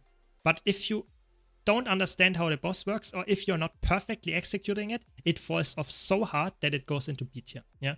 But if you know how to do it, I would actually put it in S tier. Yeah. If you play an Alacrity Bladezorn or maybe high A tier, yeah, it's actually crazy how much DPS they can push out. It's perfect because they have crazy bursts with 1 or 2 attacks very rapidly with the Dragon Trigger and provide also boons if they want to. So it's really dependent on who you ask. So I think maybe we have to make a new tier for those builds and say for good players only or something, because I can't recommend Bladezorn to the average Fractal T4 player. You will not perform well on it. Yeah, I think it's actually, they will not work in the classical composition. Maybe I really have to be toxic here and make a tier that is just called like something like, where is it? Like really just only skilled player or something. Something like that, I don't know. Only skilled players should, I mean, or I don't know. Not in packs maybe, or something like that. Not in packs. Yeah, I think that's where I would put Bladezorn. You should not play that in packs. You will not typically perform well with it. Yeah. It's really hard. Yeah, you could make an argument for A- or B+, but I feel like it wouldn't really make it fair, because people that really know how to use it would make it look like an S tier build. Yeah, so it's really good. But if you put it into S tier, people would try it out in a tier 4 Fractals and completely suck at it, and it will look like a C tier build. Yeah, so it's really hard. Yeah, exactly. Like Frederick puts it. Yeah, that's how you would actually do it. Yeah, that's correctly. It's either hyper good or it's negative DPS, like Snowdrop mentions. Exactly. Yeah. Okay, what else do we have like that? It's Mirage. Mirage, don't play it as, let's say, Staff Mirage. I'm talking about full DPS, Power Mirage or Conde Mirage. Those are insane. They are absolutely crazy in terms of damage. They are the Conde Mirage build, if you can play that, I think there are 5 people in the game, like Ryan and Feint, those people that know how to play Mirage in the Conde fights, they absolutely destroy. They have 45k, 46k, like on the benchmark, in these fights. It's actually crazy. It's absolutely insane. But don't do that in packs. Or if you do it in packs, know what you are getting yourself into. So this is really just, it's just here because it's really good in some people's hands, but the average Fractal gamer don't play it. even if you want to go for some kind of alacrity staff support, don't play it. Yeah, it's not really a build that you should play. Yeah. So please don't try it, because you will probably not achieve the skill level that is required to actually out DPS a, let's say, a decent power virtuoso, for example. Okay, then we have Herald. Herald DPS got nerfed so much that it's really like, don't play it as a quickness DPS or any DPS build anymore. You can play it as a healer, but at this point you are so inflexible that I personally don't really like to see that. So I personally don't like to have a Herald in my crew. I feel like for me it's a B tier build. It works decently well in strike missions and raid fights because you are actually providing a lot of value with your boons, with your just general usefulness, with all your boon extension and stuff. But in Fractals, you want to have DPS. You want to have DPS as a quick DPS, and this one doesn't do that, even on a Condi build, really. And I don't know. A quick heal is worse than quick DPS anyway, that's correct. I feel like it's not made for being a really decent healer, at least in Fractals. So for me, it's a B tier build. It works, but I personally don't like it. Yeah, I would rather have even Renegade is actually better. Okay, what else do we have? Then we have Berserker. This is, again, I don't see a lot of Berserkers in Fractals, and there is a reason for that. Because it needs a target to apply quickness, so that means you can't pre-stack. You are extremely button mashy, but it's really fun to play if you know what you're doing. It has crazy good damage for a quickness DPS build. I would personally say, if you know what you're doing, it's an S tier build or an A tier build. High A tier build probably. But not a lot of people actually know how to play this correctly because it's actually really, really spammy. So maybe it's, again, not in pucks. Maybe. I think maybe it's fair to put it in A tier. I think in A tier it's actually okay. I think you can play it in pucks as well. It's not as let's say, as crazy difficult as a Blade Zone or Mirage. You can make it work. It has a Condi build as well. Is that good? Yeah, I mean it's okay, but you shouldn't typically play it in Condi in ranged fights anyway. Yeah, I don't know. I feel like it's an A tier build for me. Yeah. You could debate it. I'm not completely set in stone with that one. Then Spellbreaker. I think Spellbreaker, DPS Spellbreaker, is fully melee, but has crazy good power damage and decent burst. I mean, it's a power build. It doesn't have the craziest burst like a Soul Beast or DH, but it's decent as well. So I would say for me A tier. High A tier. It has crazy good CC as well, if you want to. And overall, I think it's actually quite a flexible DPS because you are quite sustained on yourself with the full counter as well. I think it's not as broken as the S tier builds, but it's definitely working in A tier as well. I think I would rather have a Spellbreaker than a Quickness DPS Berserker, personally. Yeah. And lastly, we have Holosmith, and that's like, okay, we have Condi Holosmith. Don't play it. That's a D tier build. Don't play it. Because Condi Holosmith is so much harder to play than a Condi Mechanist. Why are you actually doing it? I think the Power Holosmith is actually decent, but I would rather have a Scrapper. So typically Holosmith for me is A tier, I would say. You can play it, and people that do are actually performing decently well on it typically, but it's just so much less sustained than Scrapper that why would you actually do that, you know? And I think a good point by Snowdrop there, actually the stability application of Spellbreaker is actually quite decent. Maybe there is an argument for putting in an S tier just because of that. If your party, the supports are not really providing a lot of quickness, you can do for yourself at least provide some quickness, stability rather, sorry, and you will be fine. So, I don't know. Yes, the Weaver that is in S tier is the full DPS Weaver. Full DPS power Weaver, that's how you play it, yeah. It's actually only good in a lot of, in crazy good, it's actually not that hard, but you have to know what you're doing. It's not like you can just copy the build and you will doing fine. It will be more like you have to learn the encounters with it. I would say DH and Word are more useful for people to get into, I would say. And I think that's where I would leave it, actually. I'm quite happy with this tier list. Would you make some major changes here? Do you have any comments on that? Let me know. I think it looks quite decent, to be honest. Tempest higher than A tier can easily beat Weaver.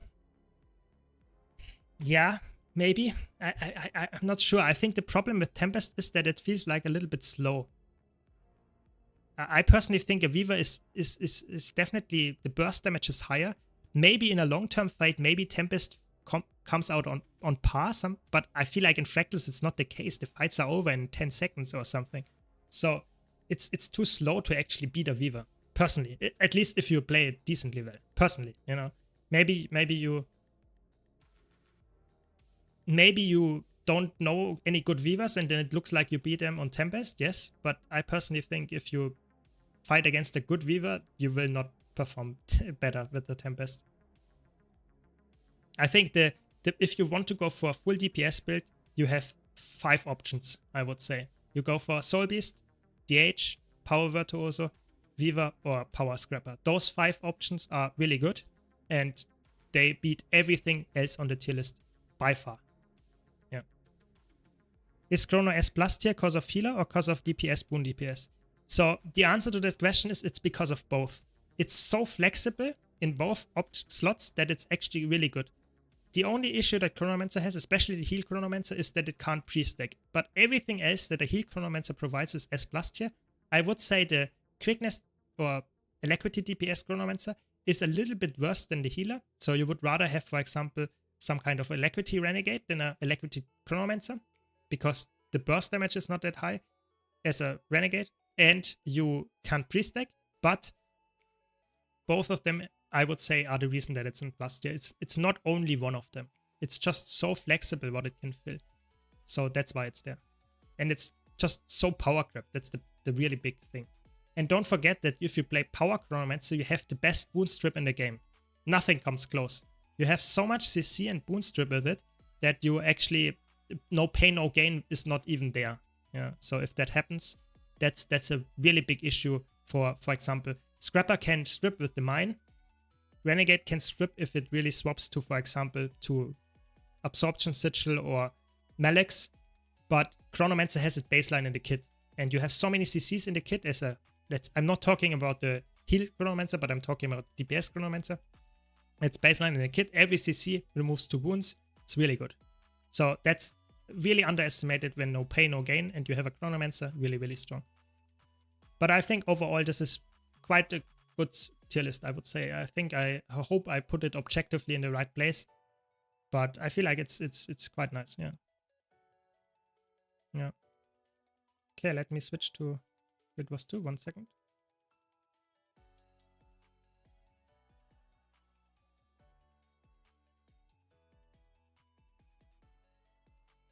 And there we go. Back in the game. Let's play some strike missions. I guess a healer this.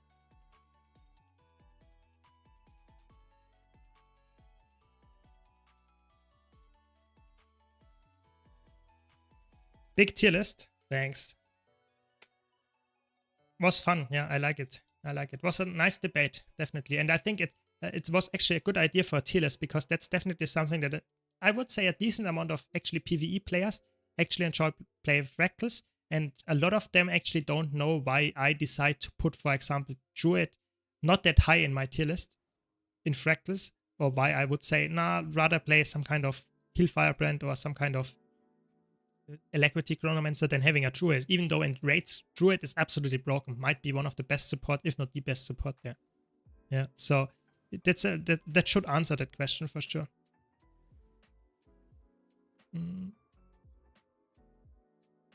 No problem, Alice. I'm glad I could help. Yeah, it was definitely fun. I like it. Yeah, Weaver is really underestimated how good it is. Don't forget, Weaver is really complicated in terms of how many skills you have. But if you understand how your rotation works, and especially if you understand how to work on certain bosses, Weaver is extremely strong. You just have so many skills that deal damage that why would it be bad, you know? It's just bad because if you can't perform because of mechanics, because of just some random stuff that happens, then it gets lower. But the damage output was never in question of a Weaver. Yeah. Can Quick Heal Cutter tank okay in raids? Yes, it can. I like having every kind of build on my Elementalist and want to learn to tank some in raid encounters like SH and Doom. I would say it's not the best tank, don't get me wrong, it's not the absolute insane tank, but it can work because you actually, even if your group is like standing where the commander tech currently is, and you tank the boss here, you actually have a decent amount of ranged healing, or ranged boon application as well. So that's actually, I would say, a decent amount of range that takes to make it healer word. You are not that good in terms of blocks and stuff, so a Chronomancer has some nice blocks as well. But I personally think in the current meta, you don't need to have crazy amount of blocks for most bosses. I think if you're going SH and then your other tank dies and you want to get 10 stacks or something before you die, then Chronomancer is still the best option. But if you have a decent group, then Quickness Cutter is actually a decent tank as well. Yeah. Also, Discretize only features the absolute top builds, so a lot of builds that are okay by the wayside in general load. That's why extensive fractal tier lists are always welcome. Yeah, that's true. Very good point. I feel like it was a big hit that how many?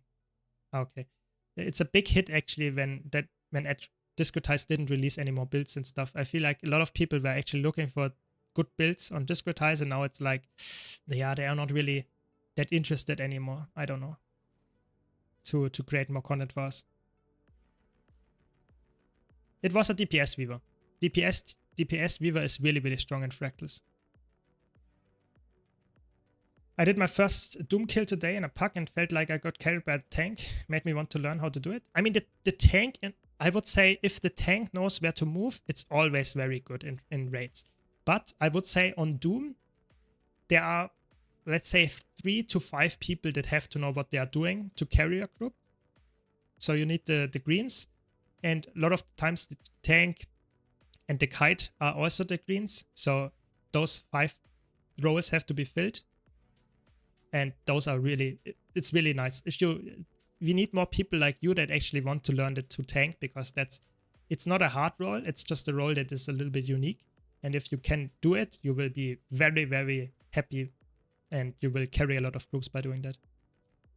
I can't decide between Inspector or Deadeye for my first Elite spec. Oh no, I got back so fast.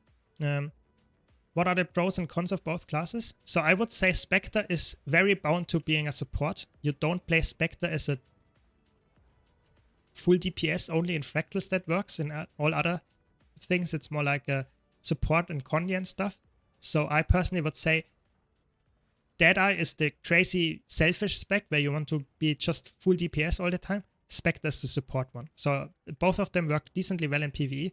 You should decide in terms of what you actually like to be as a more supportive player or more DPS player. Can you explain how block works? Get a bit confused sometimes. Okay, so if you get attacked by whatever attack that is a usual attack, normal attack, you can use a block like an Aegis or like this Echo of Memory skill, which is a channeled block. That means every time you get attacked while you channel a blocking skill, the attack will be blocked and will completely negate it. There will be nothing happening. If you have a single time attack that will block you, so for example an Aegis or just an attack that only blocks a single skill, that means that it will block the attack, and then if another attack happens shortly after that, it will completely negate it. It will be completely damage you again. Yeah, so that's the first thing. Secondly, there are some attacks that are unblockable. That means that even if you block, they go through. But other than that, block is quite easy to understand. Yeah, it's true they recently updated them, but I feel like they are just not as Snow Crows where you have 20 builds for one class. There are 2-3 builds and that's about it. So it's not really covering all of it. Yeah, that's the sad part. Yeah, it's green. It's always the greens on Doom. That's the only issue I would say on Doom. Maybe if you do CM, maybe it's also the how is it called, Bob, or the guy that runs around, the Echo. But yeah, a Doom is actually only if you have 3 people that know how to do the greens. Typically, you do Doom first try. Yeah. I will try Spectre. Yeah, that sounds like a plan. Yeah, Spectre is quite fun. Scrapper has a heal support build too. Yeah, that's cool. That's true. But I would say you don't see a lot of them are running around because typically it's a decent healer. It's actually a very underrated healer. But Scrapper is better in terms of a DPS build. So quickness DPS or full DPS build is even better than going for a heal. So you want to, for example, go for quickness DPS and Alacrity Chronomancer, and you will have a better coverage of just general usefulness than if you go for a quickness heal Scrapper. Personally, yeah. I would say that. Welcome, Chun. Welcome, Chun. Yeah, I think Doom CM is one of the most interesting designed CM fights because it's not really adding a lot of challenge, so to say. It's just one thing, one entity that runs through the room and not really does a lot of problems for the most part. But, and that's the part where people struggle with, you just have to just look at it and move out of the way. And that's so fun because you instantly see how many people are actually capable of looking at two things at once. Not only the rotation and the boss, but also at the just general problem of the mechanic of this mini Doom. So I think it's a really cool designed CM. It's one of my favorite raid CMs for that matter. Yeah, exactly. It's an attention span check. So you have to see if your group is actually paying attention after 1 or 2 minutes of the pre-event as well. And not only trying to brain off AFK and do the rotation that they did 100 times already. Yeah. I'm a newbie here. Wanted to ask which spec of Revenant is the most needed for PvE, PvP, and World vs. World content? Oh, that's a tough question. For all types of content, I don't know. It's really, I don't know. It feels like it's not as clear cut. I think the best option for DPS currently in competitive modes, World vs. World, is Herald. But for support in PvE, it's Renegade. I feel like I don't know. Revenant in PvE in general is in a bad spot. I would say it was definitely better before. In competitive mode, Renegade or Revenant is in a good spot. I think it's hard to answer. I can't tell you what it's very dependent on what game mode. I can't give you a single one.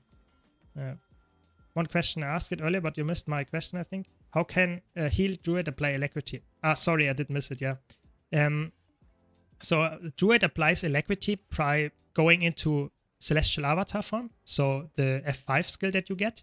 And every attack, if you have the trait equipped, every attack that you do in this avatar form, in this transformation skill, will apply alacrity. And also heal. Yeah. Looking at two things at once was the hard part of my first SH clear. Yeah. I mean, that's exactly what makes some kind of fights hard. That you not only have to look at your character, but also at something else that is moving around so that you keep track of it. That's just, I feel like that's a really good design because that just makes you struggle with all the stuff that you would usually not struggle with just because there are multiple things that you need to keep track of. Yeah. And I think that's actually a cool design. Not a lot of fights in Guild Wars 2 do that, but I feel like when they do, I think it's one of the most fun encounters. I'm just a bit confused which support to play. I mean, you should play the support that you enjoy. Every single class has some kind of support that is actually quite fun to play. So just pick the class that you actually enjoy the fantasy of, the gameplay of, and then after that you go for the support. So if you, for example, like Necromancer, you go for Scourge. If you like Ranger, you go for Druid. So there are many classes to pick. You pick the one that you like and you go for the support of this class that is the best. So that's how I would do it. No problem, no problem. Fights like that are part of why I play the easy version of Pondiviva, like going into new content. Yeah, exactly. You should start out, if you go into new content, with a build that you're very comfortable with. You should never play a build that is really hard to play on a fight that you actually never did before. That's one of the biggest issues that you can have in a new fight, even if the fight is not that hard. If it's just new to you, even the most basic fights, if it's new to you and you play a hard class, you can really struggle then. Yeah, definitely a big issue there. Let me see. Nice, we see it. Not a lot of times that I see that in packs nowadays. I don't know why. I mean, because maybe I'm playing support and we actually get almost all of my CC is the whole group CC, but okay.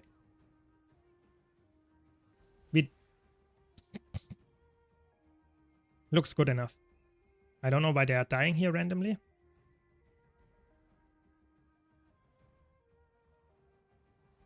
Oh, I have to use all my skills to actually keep them alive. I think they... What are they actually doing here? I try my best. I try my best. But sometimes I don't know. If they don't even dodge their attacks, I can't provide H's all the time. This is what I meant earlier when I talked that you can sidesteps and stuff. I don't even dodge in this fight a single time, I think. Of course, I'm playing a broken spec where you have a lot of blocks and stuff. But even on a not, let's say, that broken spec, you will have easy time. Oh, actually, I have to dodge here now. Yeah. It's actually crazy. Yeah, but it's really good. Every single supporter in Guild Wars 2 has permanent alacrity. If you can provide alacrity, they are designed in a way that you can get it permanently. The reason for that is the numbers are so high in terms of raw boon duration on the alacrity druid that you can get 30 seconds of alacrity before you go back into a single, so to say, into the next rotation or drop out of Celestial Avatar. So the numbers are so high in the alacrity application that you can easily provide it. I can show it to you after this strike mission run. Yeah, I mean, people just ignore it. The special action key is the only CC skill in the game. You know, it's... yeah. Yeah, 5 Signet Condimec. That's how you go. Yeah, I guess. I reached my highest DPS on Hammer Tempest, but if I don't know the CC and movement timings, it's hard to get good DPS on this. I mean, it's fair, you know, it's you have to start out slow, and if you go just play it more often, then you actually know all the timings and also will be happy about it. Just play it more if you like the build. Don't give up. I feel like if you have the highest DPS already on this build, just grind harder, play more builds or more fights with it, and you will get very accustomed to it. Yeah. I mean, Druid is really good. I think Druid is probably, overall, in raids at least, the best support, I think. I would say it's the best support. It's only rivaled by Chronomancer. That's the only one that comes close, but those two are definitely the best ones. Yeah, it's really good.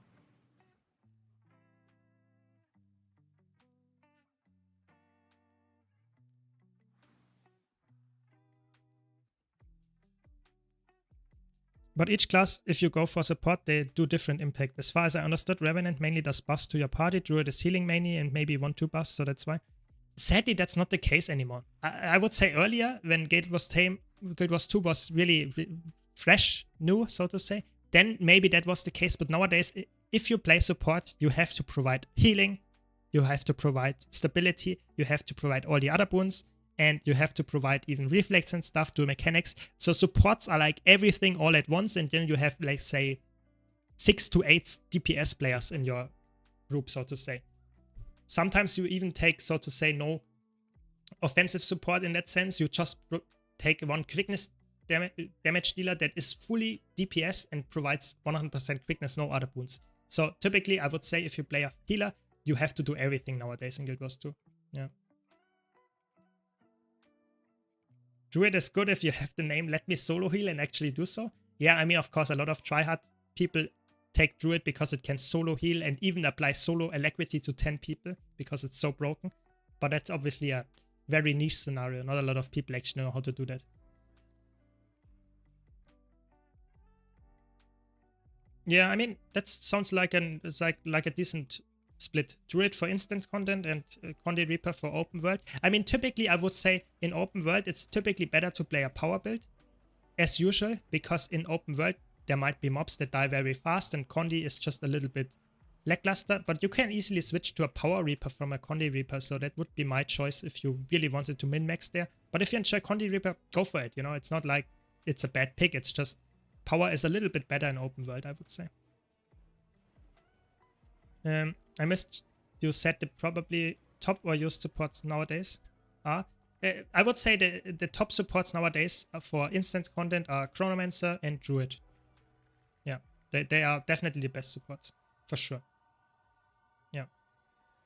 Because they are so flexible in what they can do, and if they do everything the other supports do, and I would say either better or at least to the same amount and are more flexible. Yeah. Druid is not really played as a full DPS build. You can play it as a Condi build, but it's not a... You don't play it as a classical power build. That's not really how you do it, sadly. I mean, at some point you have to have limitations. Yeah. Yeah. I mean, I would say Druid is played as a support only. That's how you do it. There is not a real other build. Yeah. I got Vision not long ago. Which legendary should I go for? Aurora or Ad Infinitum? I personally would go for Aurora because it's a little bit, so to say, it takes longer and there are some time gates in there. And more importantly, you can use it to more efficient use on all characters because it's providing you so much just useful stats. But Ad Infinitum might be faster to get for most people at least. Yeah. Welcome, Tolly, welcome. How come you are running Dagger over Scepter on Heal Chrono? It's just more damage, and it's also more more clone generation.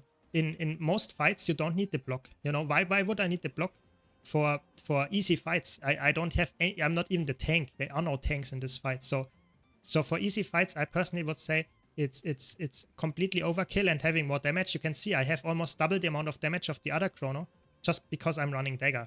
So yes, that might seem small, but every bit can help. You know, sometimes you vibe at 1%. If I would have the 1.5k more DPS than the other Chronomancer, that can help. And it's also more clone generation. I mean, that's good. You know, that's exactly what you want. Yeah, Druid is also very, very good, like Rixon points out, actually, in World vs. World right now as a support. So if you want to go into World vs. World at any point in the future, Druid is a very good pick.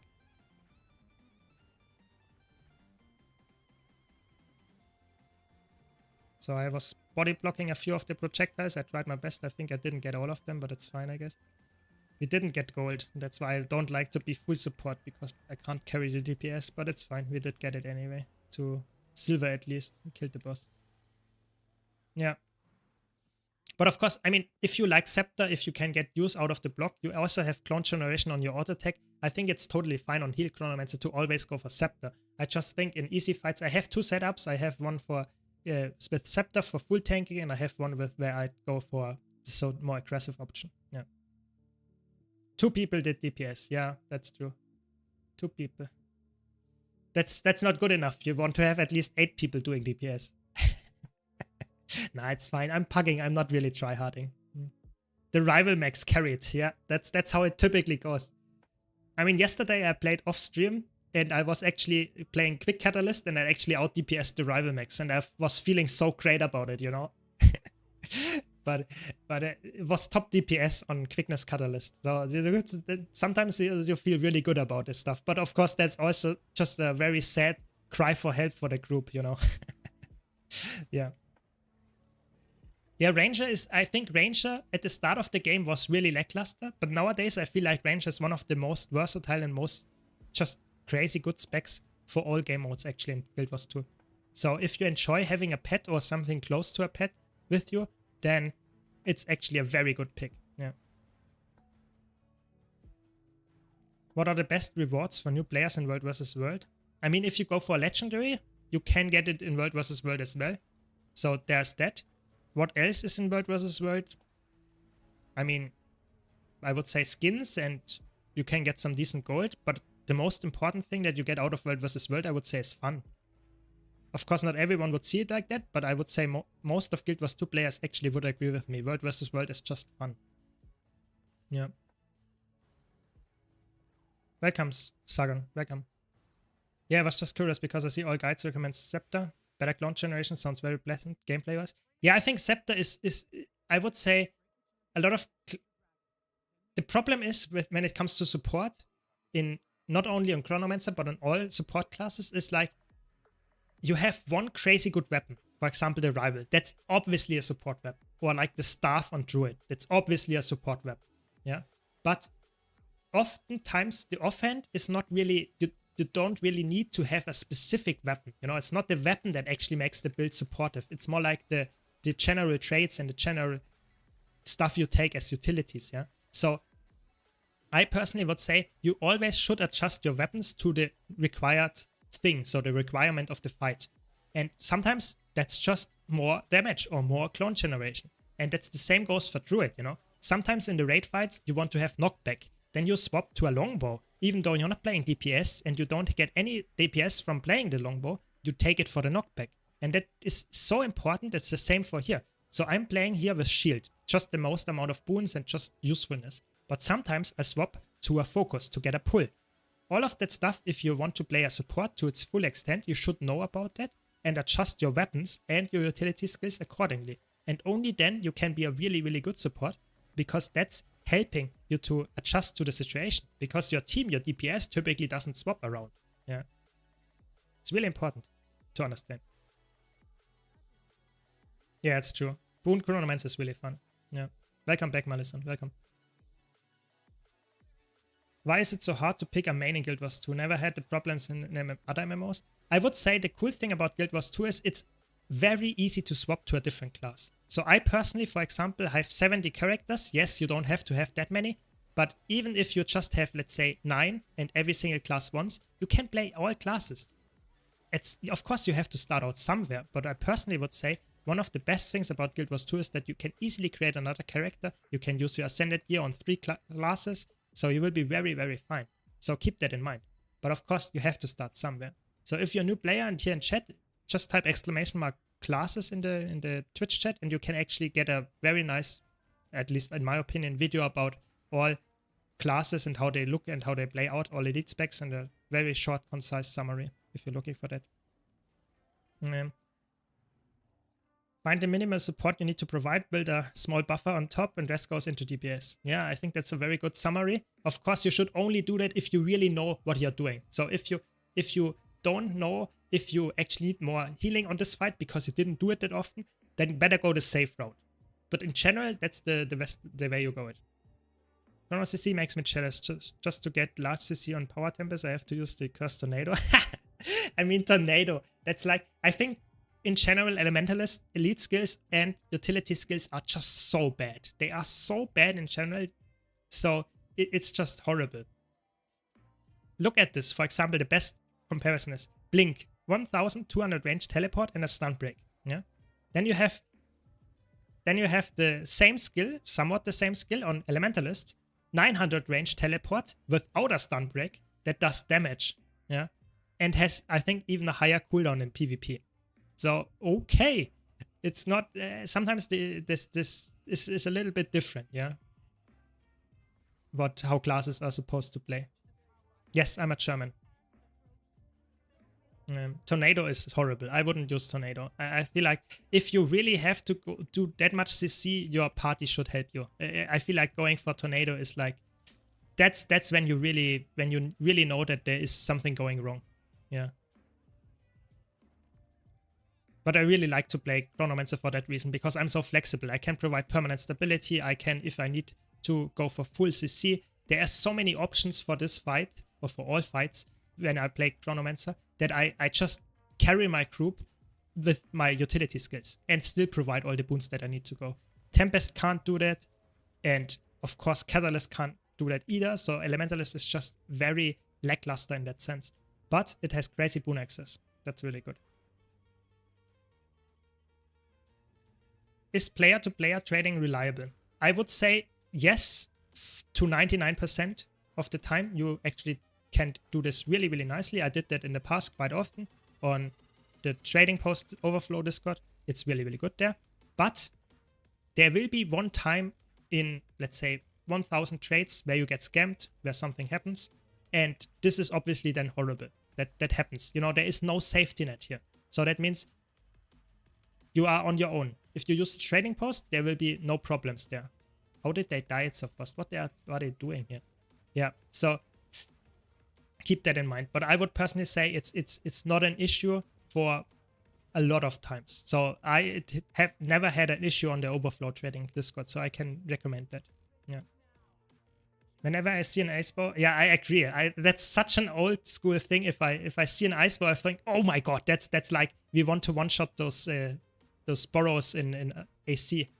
That's exactly what I think back as well. Yeah, true. or fiery greatsword with the Mossman into the corner or something like that and fractals back then. That's what I think of, yeah. Yeah, there are a lot of ways actually to do CC on Elementalist in general, but I feel like on Chronomancer it's just way more reliable. Just go for MOA, go for CC with your phantasms, and then it will be fine. Exactly. Chronomancer is just Elect Renegade or Quick Herald when they were just broken at the time, and now it's just Chronomancer. Yeah, exactly. I would love to play a Chronomancer, but for whatever reason, the spec does not feel right for me. I mean, you should play the spec that you like. That's way more important. You will have way more fun if you do that. If you go for something that is very unfun to you and you just go for it because it's a meta pick, then you will not have the let's say, enjoyment of the game that you would normally get. Definitely. Yeah, exactly. The Berserk meta is a lie. Oh my god. Nemesis. Yes, I know the memes. It's really good. I like it. It was really good back then. Nowadays, it's sadly there are no that it would be so good if we got memes like this going. But I feel like in the current Guild Wars 2 community, there is no memes. There is no crazy content created. There is almost no content creator anyway.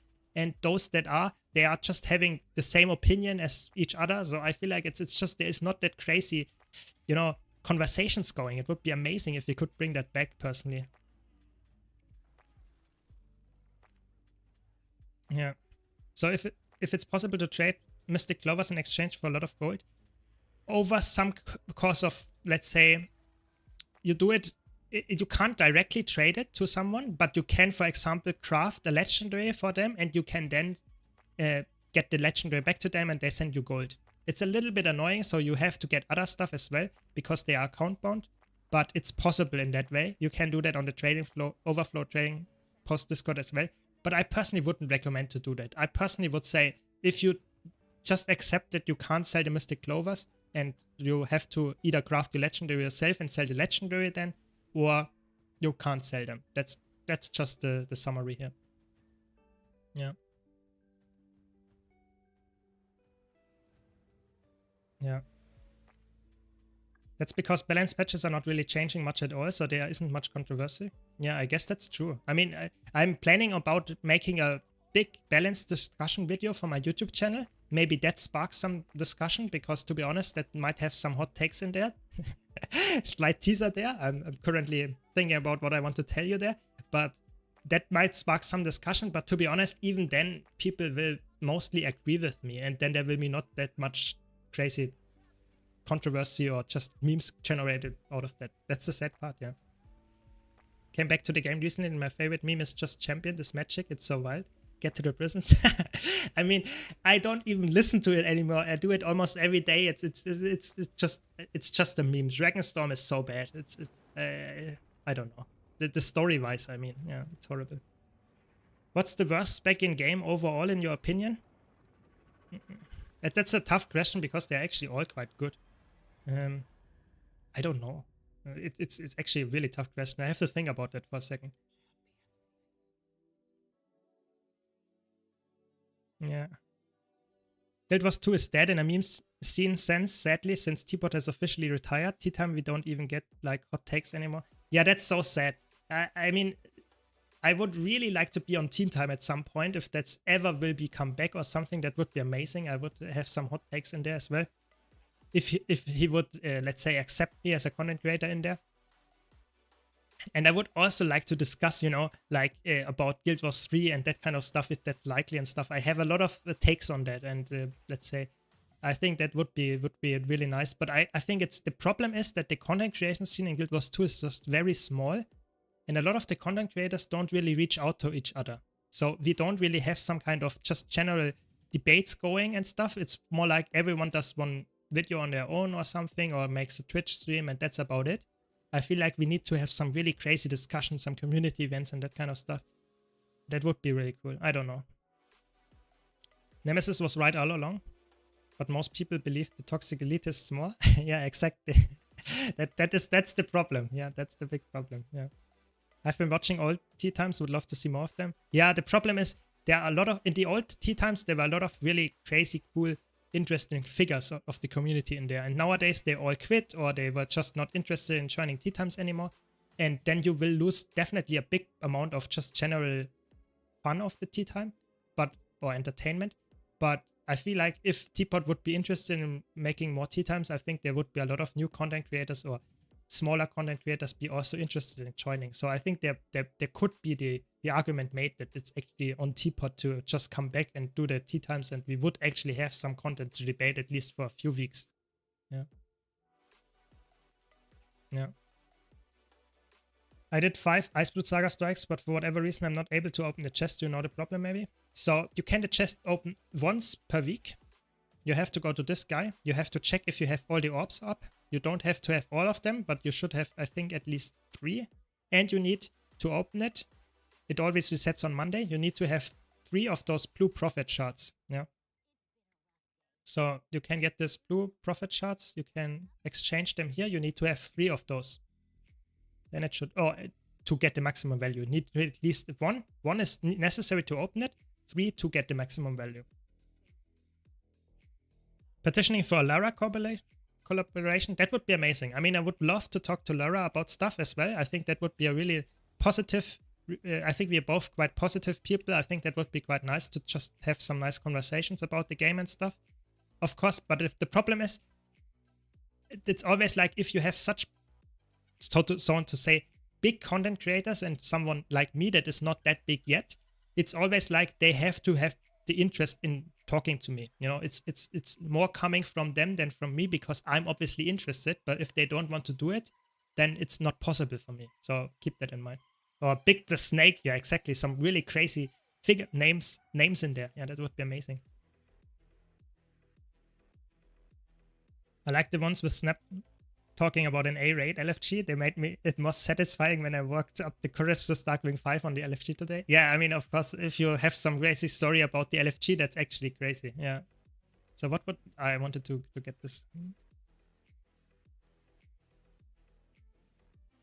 God, I laughed my ass off when Heisen beat Dixon as in the one while playing the most cancerous version of Permadodge Canoe Rush. It sounds like amazing. Yeah, I agree. But there were so many good things, you know. We had so many. I mean, tea time is probably one of the best time, let's say, where it was frequently every single week consistently happening. That was one of the best times for the game, because there just was so much interaction and fun between the content creators. You don't really get that nowadays anymore, sadly. I was kind of scared by LFG looking so dead, but when making group, they fill up with players who are better than me. 2 legendary conquerors of Ceres joined the Wing 5 who require with no requirement. Yeah, that's how. Don't be scared to make your own groups, because I think that's so good. Now you only have 1 group here, yeah. But if you have, let's say, a counter of how many people are actually looking at raids and strike LFG, I think the number would be always like 100 or even higher. So there are so many people that are just scared to make a group or don't want to have the hassle of doing and organizing it. So just organize your group yourself, and you will have a lot of people, even tryhards, that join your rather beginner groups. That's actually really, really big point that I want to mention here. Yeah. That's definitely something, yeah. But it's not something that obviously I try to make my groups, I join groups and stuff, but it's something that the community has to accept as well to make more content for themselves and just have fun interacting with each other and not only waiting for someone else to actually tell them what to do, what to play. That's honestly the norm by now. Go make a 2K Fractal CM group and you will get 80k players every time. Yeah, I feel like the problem is also that just the amount of players playing, especially from the tryhard side. So if you want to get a group with only 80k Fractal KP, it's just not very likely that it will fill. So you will just say at this point, I don't care. I will rather join a group that is lower on the KP than waiting for half an hour or even longer for getting people. You know, that's just the reasoning here. Yeah. I used to have problems to find a group till I started to make my own. The problem is I can't be a commander, so a lot of people are crashing my squad. So annoying. Yeah, that's a problem. But I think at this point, if you like to be the organizer of the squad, you maybe have to invest some money into buying the commander tech. That can be really worthwhile as well. But of course, it's quite a high let's say, investment, 300 gold or something for the commander tag. It's not something that I would say is easily earned by the general population of Guild Wars 2. That's true, definitely. Cleaning the inventory here nicely, very good. I write down who is doing what role and sort subgroups in exchange for crazy good players escaping my DPS. Commander tag was the best investment I ever made in Guild Wars 2. I mean, that's perfect then, you know. If then maybe you should do it as well here. Yeah. More people in chat should do it. I think that's definitely helping the community in a whole, I would say. Because I personally always think having more people that are just queuing up, so to say, for some kind of content helps just keeping the game more alive, you know? Yeah. How can you buy it? There is some vendor. You can also, I can link it in the chat. Give me a second. You can just buy it from a vendor. From the so-called commander trainer, and they have multiple locations there in all cities and stuff. I can link it to you. The wiki is really helpful there. So if you have any problems finding anything in Guild Wars 2, you just check out the wiki, and I link it in the YouTube chat here, and you will be fine. You can just type. I can show it on screen. You can type /wiki and then commander tag, for example, and then this will look up the wiki. Yeah, you can hopefully see it here. This, if you type !wiki and then something, then it will open the wiki with this thing. So it's really, really helpful. Just do that. Yeah. Yeah, I think maybe they should decrease it to 100 gold. I think that's actually, and definitely the second part is definitely the bigger one. It should extend the functionality to be useful in a party as well, so that you can see and make markers, for example, in the party, or even maybe make some kind of signs, text, or icons on the party to actually make it so that we can actually see what kind of player is playing quickness, what kind of player is playing this and that. I think that's definitely something that I want to have in the commander tag as well at some point, but I fear they will never update it. I have to be honest. The normal fractals aren't difficult at all. CMs can become a problem if you don't know what you're doing. Yeah, exactly. I think the CMs is way harder for most people than just getting to 100. That much is for sure. Yeah. Thanks for joining, Mr. Roger. Sleep well. Oh, where are we actually this time? Okay, great house. It would be nice if it was easier to keep track of the roles. Yeah, I think there are some plugins like Blishard or Nexus has some kind of plugins that you can have to help you to see which kind of person is quick DPS, which is alacrity DPS, elec heal and stuff. That can be really helpful if you have those plugins. But nowadays it feels more like you have to just remember, yeah, as a commander. That's a little bit annoying. Yeah. That's also a little bit scary, I would say, for new players, because you not only have to do it yourself and understand the system, but you also are very, so to say, responsible to actually get it correct and not miss a thing that someone else swapped to another class or whatever, and then you miss that it's actually quick DPS or something. It's a little bit, it's too convoluted to be really used by a lot of people, and I feel like that's the big problem in my opinion. Yeah, Blishard is really good. You have some nice modules there that can help you with the commanding as well if you really wanted to go really, let's say, not try hard, but really safe on the commanding and make sure that you definitely have your quick DPS in the correct spot. Yeah. And markers are definitely also a very worthwhile thing to have. Yeah. But I feel like this is one of the biggest problems in Guild Wars 2 is that there are, I think, a lot of players that are just not knowing about all the stuff and are scared to create their own group.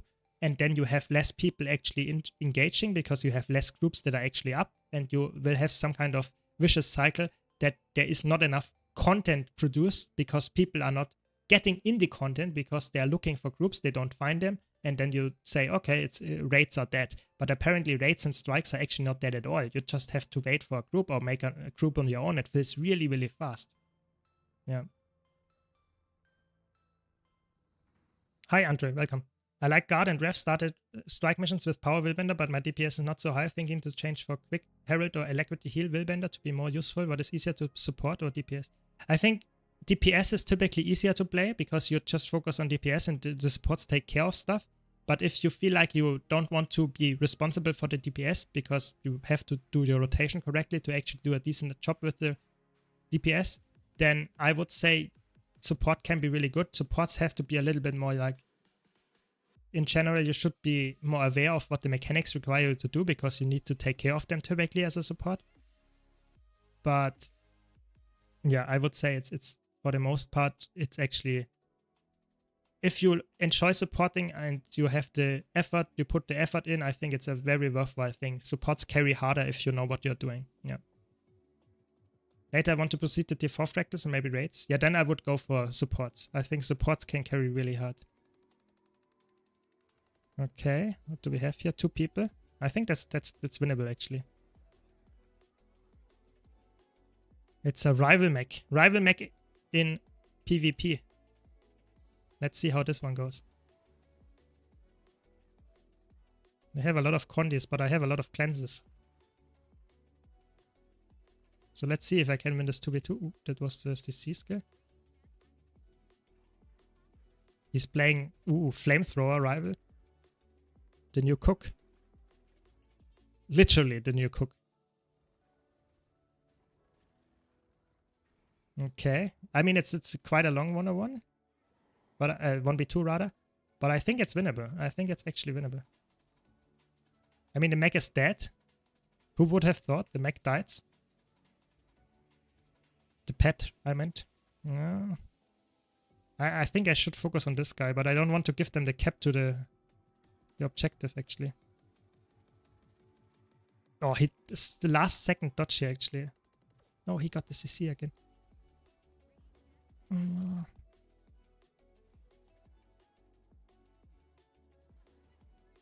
No. Can I win this? Oh, yes. There we go. And there we go into the stomp with stability, and I'm safe.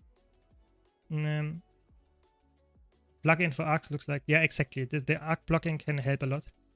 Okay, he wants to continue the 1-on-1. I'm not sure if he will be happy about this. I think he loses this one.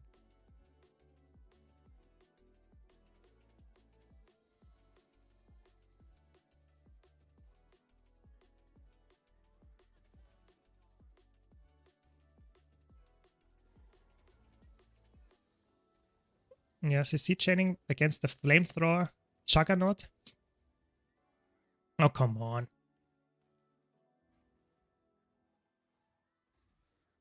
Nice, we got him. Yeah, definitely. Armor of Earth on a Tempest or any support, or it doesn't really matter. Any Elementalist build in PvE, if you are just new to the class, Armor of Earth in one utility slot and you have some nice, just general usefulness. Thanks for the raid, Perfectly. Really appreciate it. What were you up to today? Hope you had a nice stream. We're just debating some random stuff about Elementalist, I guess. And also that we need more commanders in general in PvE, but also in PvP in World vs. World, of course, you know. More stuff. Super Adventure Box. Hope you did succeed. You know, it's not something that I usually engage in. I'm just too bad at jumping puzzles. So I would rather go into 1v2s in World vs. World or something like that. Purge the mechs. Yeah, exactly. That's what I'm doing. Winning 101s against rival mechs in World vs. World. Yeah, that is obviously not a very good build here. So, yeah. On Written in Stone Condi builds, Stone Signet Cutter can also make things easier. Yeah, that's very true. I mean, the Catalyst in general, the Earth trade line makes so much stuff very easy in PvE, but also in competitive modes. Having crazy Condi clans with this one, having amazing... Oh, how many people are here? 2 people, maybe. Next 1-on-1. 1v2 rather.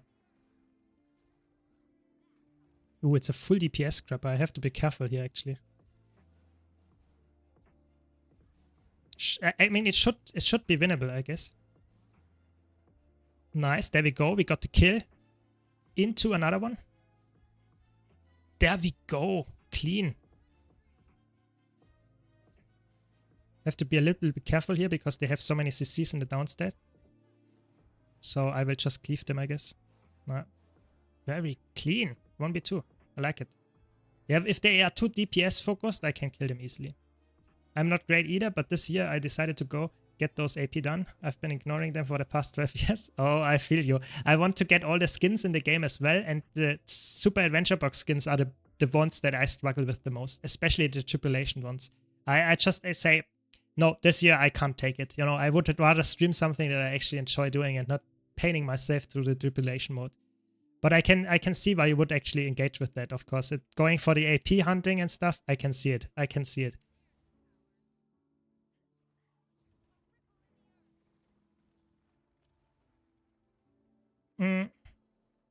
Yeah, I mean, that's Catalyst, you know. I'm not the best player. I'm not bad either, but I'm not the best player. But playing World versus World on broken builds, you can win 1v2s easily. On those players were actually not even that bad, you know. It's just, if you play broken builds, you can win. It's just World versus World. You play builds that are absolutely insane, or you get farmed. That's how it is. Yeah. I use Signet on Condiviva because it's not much DPS loss compared to Glyph from what I've tested, since the trait keeps the passive up after activation. That makes sense, yeah. Sometimes you have to swap around stuff if it works better for you. But typically in PvE, especially, you should go for the meta build if you want to get the highest DPS. They really figured out the numbers and stuff, and just believe the hardcore players there that this is the best DPS option. Yeah. I'm currently running, I think, Celestial. Yeah. I wanted to showcase that Celestial is not dead at all. It's absolutely broken. After the nerfs, it's still really, really good. Yeah, I want all the sets as well. Yeah, I really, you know, if I look at my stuff for the weapons, I have a lot of weapons, but most of the ones that I'm missing are Super Adventure Box ones, you know. That's the annoying part. Not true. Of course, there are a lot of gemstone things as well, but with the wardrobe unlock that I have all of them unlocked, they miss the Super Adventure Box skins. So I really have to go for those at some point. It's really annoying. I can't win 2v1s on Harbinger, and I'm literally negative DPS in World vs. World. 1v2s. Yeah, I mean, Harbinger, I would say Harbinger is a little bit harder to play than Catalyst in World vs. World, because you can't face roll all your buttons and win. But Celestial Harbinger is also very good. I would really appreciate it. Reading chat and doing 1v2, I love it. I mean, it's like I played the game for way too long. I think if you played the game for so much time as I had over the last decade or so, you would easily do that as well. You would probably beat me as well while you read the chat and, I don't know, cook something with the left hand or something. So it's not, you can do it as well. It's just a lot of time that I played the game. Welcome. I'm doing good. I hope you all do well too. So far, I have a nice weekend and have some really nice streams. Earlier we did a fractal tier list, so fractal builds that we want to use and see in our fractal groups because they're really good. So we will upload that on YouTube as well, so be sure to check that out. Oh, we get another one. Who is it? Oh, the Mac wants revenge. Is it that one? Maybe.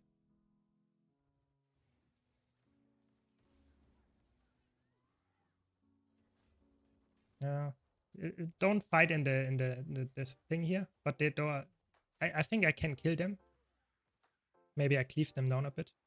Yeah, LOS them and kill the mobs, because the mobs are really annoying. I really hate it when the mobs are actually up, because that leads to situations where I'm a little bit scared against fighting against players, even if they're playing Mechanist. But now the mech is alone, almost. So we should be good. Oh, 2v1 again. Let's see. Who is it? Oh, it's a Willbender.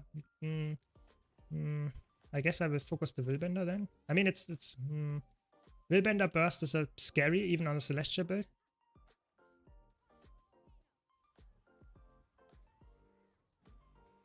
I have a lot of stability.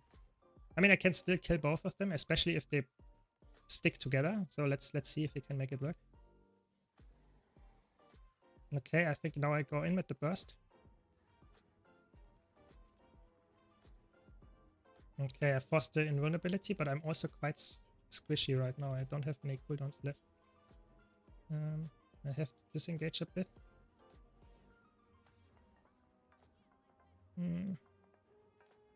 A little bit scary, I have to say, but we got the kill. Nice, we got it. That's what I meant. Willbender is a little bit scary in terms of the DPS output. Oh, I didn't crit on my flame grip. Fire grip. Nah, it's probably good, but the yeah, okay, never mind. We win. Was a little bit scary, but oh, more people approaching. Now it gets a little bit scary, I would say.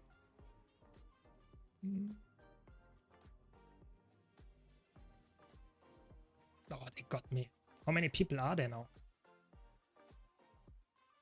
5? Sad. That's too much.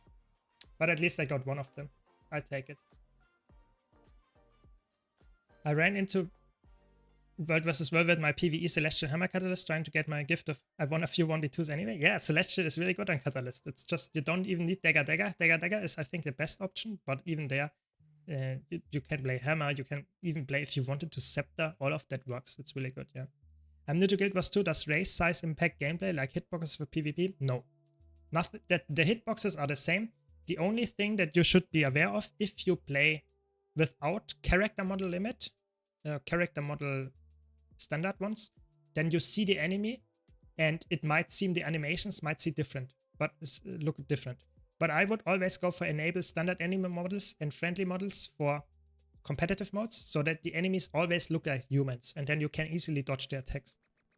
But for yourself, you will always see your character like it is. So I'm currently an Asura, it is small, and all the animations and stuff look like this. If you want to have a different character, you go for a Char, for example, they are bigger, but the hitbox is still the same. Which is a little bit weird when it comes to, for example, jumping puzzles. Sometimes the Char have very big, so to say, where you see to actually land, while the Asura are very small and sometimes you land on a spot where you don't even stand. Yeah, because you're, so for example, I'm standing in the air and because my hitbox is as big as a Char, I'm standing actually still on top of the thing.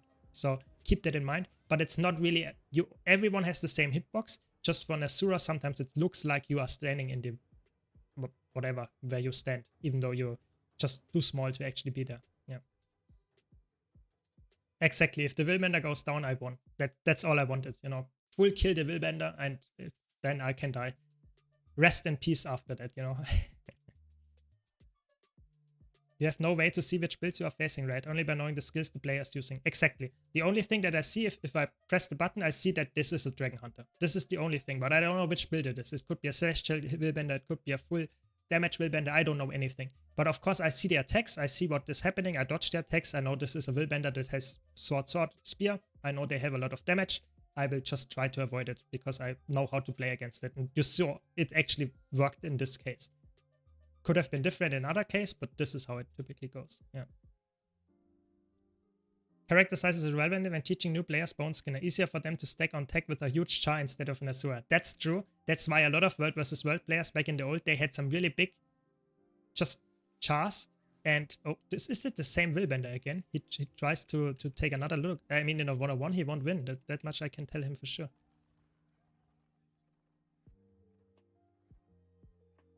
Come on, come on, come on.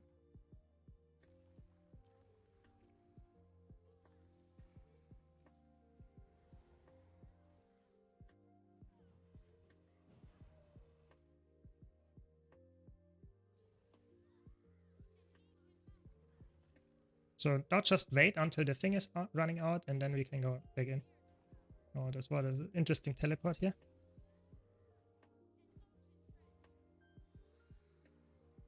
Yeah, this is a very unfair 1-on-1. They have a lot of burst damage, but they don't have their elite skill anymore. So that means that I just win after a while because they don't have the sustain. I hope. You know, I have to dodge the burst anyway because burst is scary. Okay, there we go. Now next time I get him down. Come on, nothing crits. That's so sad. That's why you need to play Marauder and you will be more happy about that.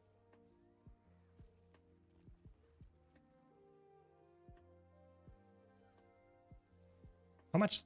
He has a lot of stability. It's actually crazy.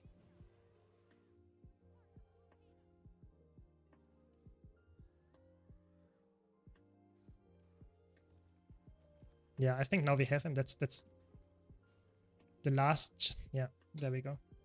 Took a while, but we did it. Was a nice 1-on-1 actually. Yeah, you just go for a big char and everyone sees you if you have a big char and a really big backpack. For example, the World versus World Legendary is really good for that. So there are a lot of ways actually to are we green? Yeah, we're green. To actually get more visibility for your squad. Yeah. Exactly. Everyone looks like human if you have that set up, if this is enabled, yeah. Of course, the only exception would be your own character, because that's not really mattering. Because you don't need to dodge your own attacks. Yeah.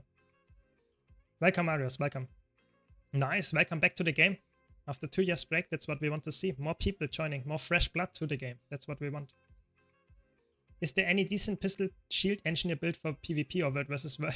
I mean, I could tell you of the very secret toxic Condi Condi Holosmith that is using shield pistol. It's absolutely broken. But I'm not sure if I want to share that build. It's so toxic. It's so annoying to face. I'm not sure if I want to see more people play that against me. I showed it last week on stream and it was absolutely insane. I played against people for 10 minutes in a 1-on-1 because this build is unkillable. That's the toxic stuff about this build. And you still win 1-on-1s after a while. It's really... maybe I will do a build guide about it in the future, but my Twitch chat keeps me from doing so because they always say, don't share this build. So let's see, maybe we have to wait on that.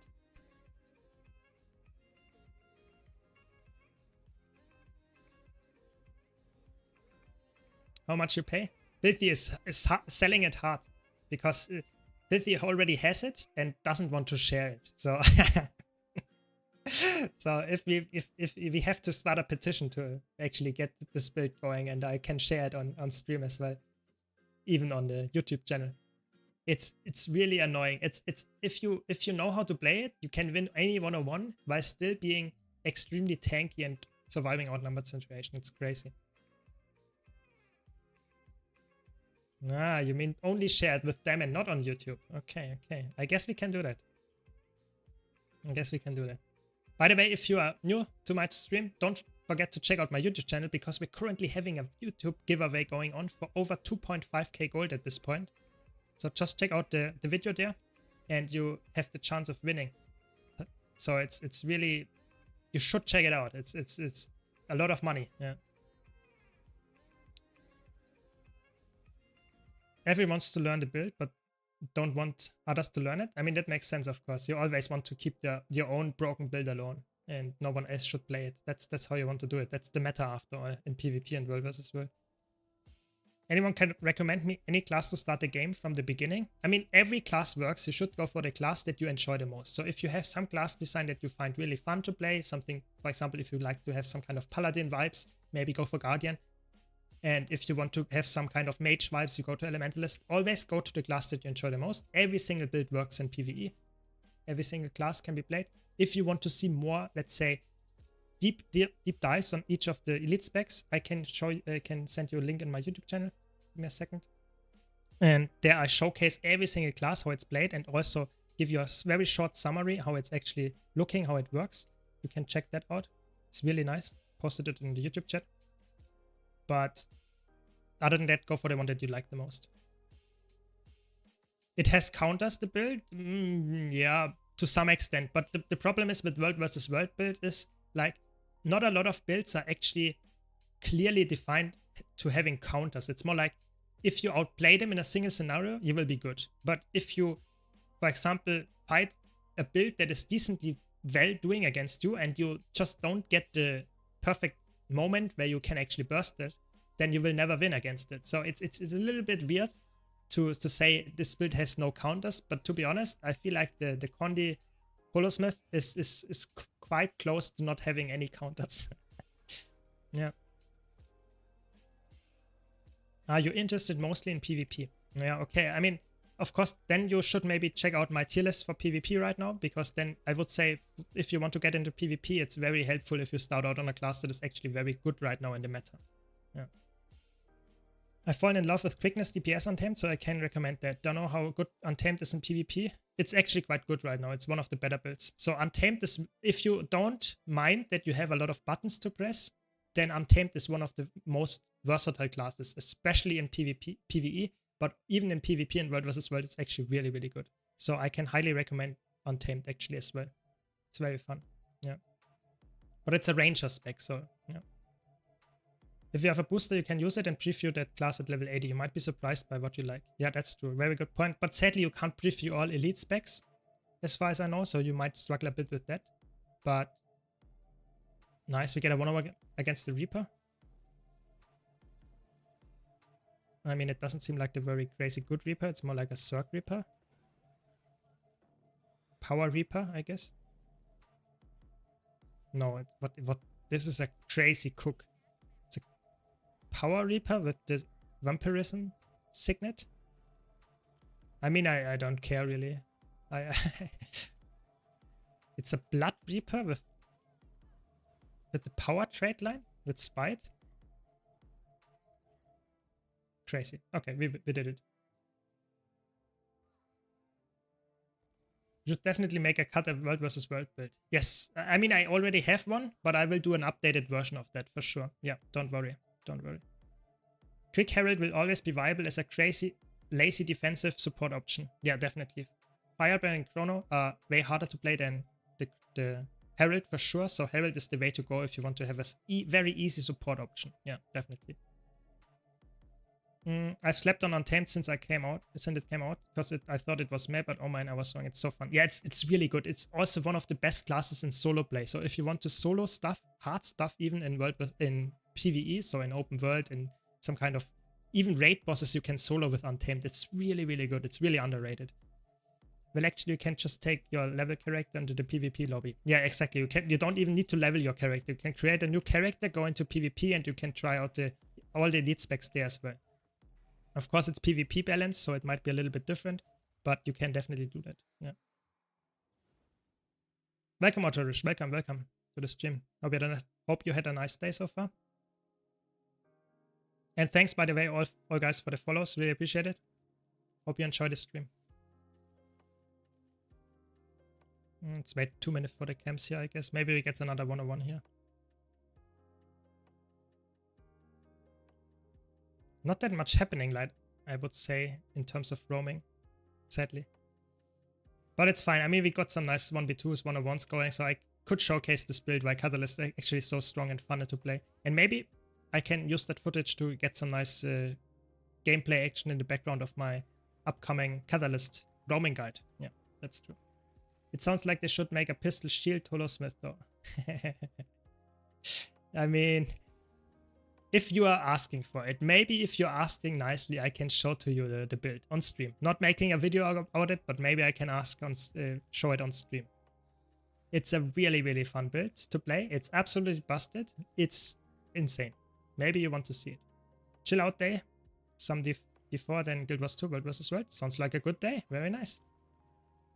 Is the PvP balancing the same in World vs. World as in normal matches? No, sadly not. That's the weird part. Guild Wars 2 has a 3-way split. So you have World vs. World balance, you have PvP balance, and you have PvE balance. So every game mode, like every big game mode, has a different balance. PvP and World vs. World are somewhat similar, but it's to some extent also different, because in World vs. World we have 50 versus 50 fights, and 50 versus 50 fights have to be balanced differently than a PvP fight where everyone has the same gear. So it's sadly 3 different splits. Yeah. Chrono is, I would say, easier than Firebrand. Yes, definitely. Is there any good viable support build for Revenant besides Quickness Herald or Guard? Like Alacrity Heal Wellwinder. Yes, Alacrity Heal Wellwinder is actually working. I will do a build guide about it as well very soon.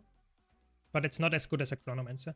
On Revenant, sadly, there is not a real crazy good heal build. You can play Renegade, you can play Herald as a healer, but it's not really working that well because they're quite inflexible. Yeah.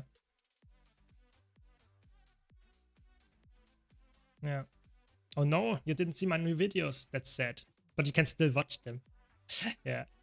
I did my first proper fully let Zerg yesterday as Scourge. That was insanely fun. Nice, very good. We need more commanders, so glad you liked it. Hopefully you will do more. Maybe we can actually get in the same server and you can actually show me how to do it, or show our guild how to do it and lead.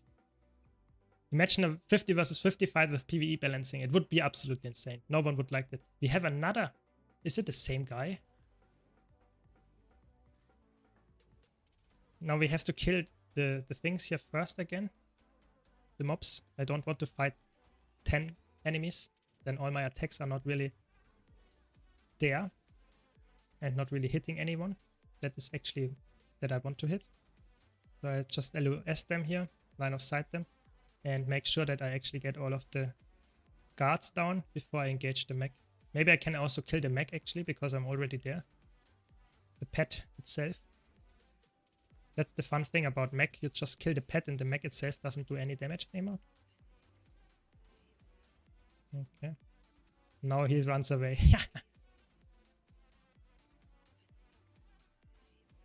Scared. Too scared. We gotta catch up after the stream. Perfect. Very good. That's what we like to hear. Nice, nice, nice. Yeah, I mean, I don't know what is going on currently. I fight almost every one-on-one is against a rival mech or some kind of mechanist. That sounds... I don't know what the enemy team, the blue team, is actually thinking. Is today mech day or whatever? It's not a very good build in competitive mode, so please don't run it. What's lacking in Heal Herald? I'm going to be sad from losing my 600 range permaboons. So your boon uptime is actually really good, but you're really inflexible. So you take Glint and probably you take Ventari, but then you don't have a lot of, you don't have any stability. So you have to go for Chalice, so the dwarf stance, to get stability. But what do you drop? Typically you drop Ventari, so you will get less healing, or at least less burst healing, but you get stability. But you can't do reflex because you don't have any reflex on your utility bar. You have to run some weird, really weird relic to actually do that. And to be honest, I feel like it's like your inflexibility makes you not very good. You are very crazy in terms of passive healing and in really crazy, easy, lazy boons. But the flexibility that the Chronomancer has in terms of CC, in terms of feedbacks with reflex and stuff, yeah? Or even just the general stability frequency that you put out, it's just unrivaled by Herald. I think Herald is like a support that just got power grabbed by Chronomancer, Firebrand, Druid, Scourge. All of them are just better in terms of what they actually provide in general. I would say personally, for easy fights, especially if you are in some kind of pack scenario, Herald actually is a decent healer. Don't get me wrong. But typically, if you play a support, you want to play a support that carries very hard. And I would say Herald is sadly one of the supports that is actually struggling a bit with carrying. It's more putting more pressure on the, let's say, allies, DPS, quick DPS and stuff, to actually survive on their own or to not fail mechanics. Because you don't have any revive skills, you can't provide a lot of barrier, you can't really help them if they run away from you because you have only melee heals for the most part. So it's just power grab. That's the problem. Yeah, also the bubble was also, I think the uptime of it was nerfed, so it has higher energy cost now, I think. So it's just, it feels like it's just too overshadowed by the rest of the classes of the power creep. I really think they should take a look at Revenant supports and make them a little bit more, I don't know, usable in more scenarios, because I feel like it's like amazing passive boons and healing. But all the other supporters nowadays have that as well. So why would you pick something that doesn't provide any more than that? And I really think they should do some kind of rework to Revenant to actually make it better. Yeah. Yeah, exactly. You don't have anything that makes you unique enough to say, oh, this is a Herald fight. It's sadly, there is no Herald fight. There will be no fight where I would say heal Herald is better than a heal Chronomancer. It's just not. Yeah. I'm running actually, let me check. I'm running actually, I think, Earth, Fire. Yeah, a lot of Condi cleanses with this one. And I combined it, where is it, with my Relic of Nyos. So every time I Condi cleanse, I heal, which is obviously really good if you run Fire and Earth because you have so many Condi cleanses in the kit. And that's really, really good. I really like the setup. It's more like you can do one-on-ones. They take a while, but you can do them.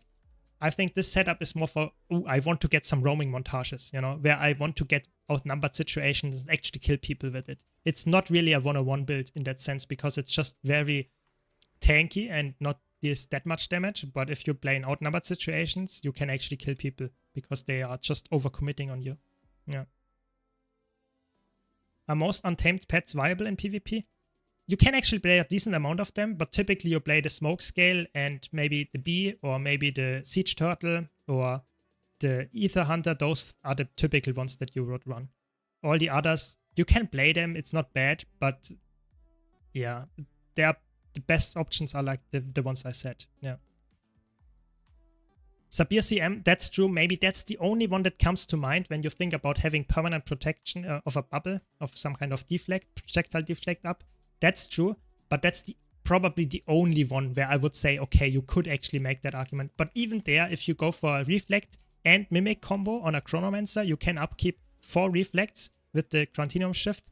And if you're in a decent group, you have someone else that does it as well or something, and then you have it permanently and you don't need to go for a herald. Yes, you have to sacrifice a lot to do that, but I don't know.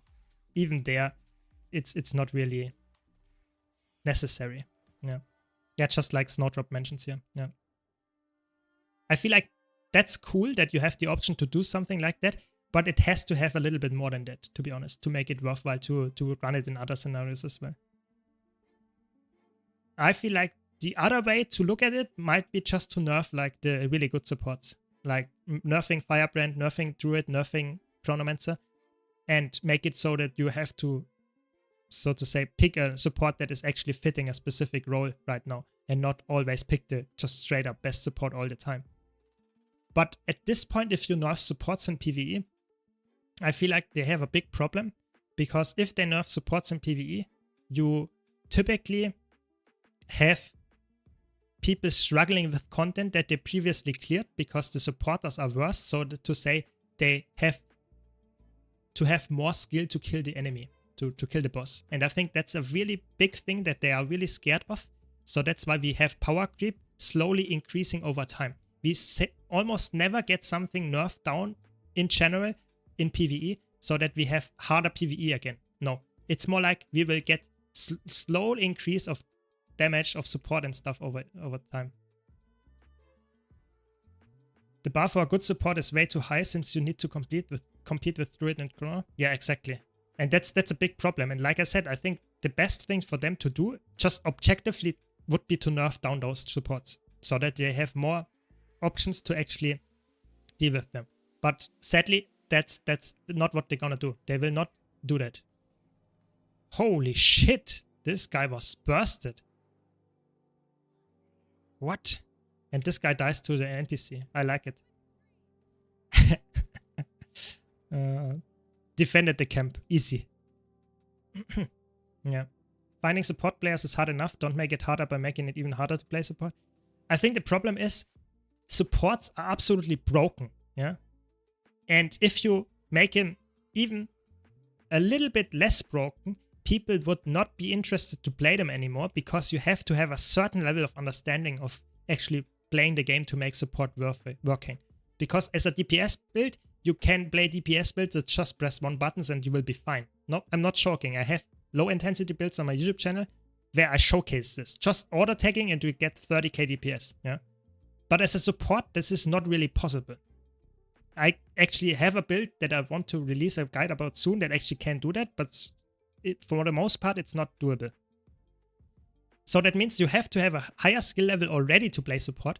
If then the support is worse than it is currently, people might be even less inclined to say, oh, I will now go for support and play a little bit more reactive than just playing always only DPS. Yeah, definitely. Yeah. You killed noobs. Yeah, I'm sorry. I'm so sorry. You know, but that's world versus world after all, you know. World versus world is like, it's like a war game mode. We kill people that we meet. We don't say, oh, this is a new player. I don't engage with this one. Yeah, Paper Reaper and NPC Peter. Yeah. That comes in the montage, you know. This is only the montage clips that I actually take are like this, you know.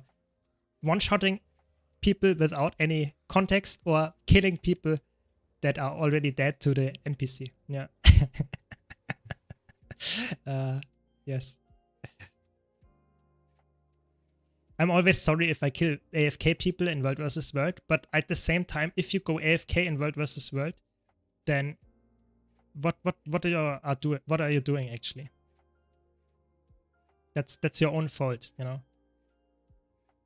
Are one button builds less of a problem than OP supports? I guess they don't hurt anyone, but that would be unheard of in any other MMO. Yeah, I personally think having DPS that are just one button builds is not a big deal in Guild Wars 2. I think that's totally fine. I think the bigger problem is that you have supports that are like, I press all my buttons, you know? I'm not joking. I'm not joking here. If I would play a Chronomancer with a rival, only camp rival, I could do skill clicking. Yeah, I could do skill clicking and actually succeed. Killing almost all of the bosses, do all my boons and stuff, because it's so broken. You have, if you just use all your shatters on your Chronomancer, your squad has all the boons in your subgroup except alacrity and quickness permanently. That's insane, you know? That's just straight up insane. And that's why I would say, yes, DPS is okay to have a one button build. Support should not have that because support is absolutely insane. They are healing, they are providing boons and stuff. If that is done with one single button, the game is dead. That's not really good. You want to have some kind of challenge in the game. Yeah. Yeah, exactly. We don't know. Maybe they were disguised players. Yeah, maybe. I mean, they're literally about to release a thing for WoW that does your rotation for you. That doesn't sound like a good idea. I personally think that's not a good thing for a game to have. Because why in the first place do you have a rotation? You want to have some engaging combat gameplay. If you just press a button and then your rotation is played by a macro, that sounds like horrible just game design. I don't like that. Imagine tanks roaming city streets and you space out in the middle of the road. Let's go in that. We have 3 people here. Let's go in. So now I have to concentrate, can't comment here a lot because I want to kill those people, you know. I guess we focus on this guy. Oh man, they are playing Condi.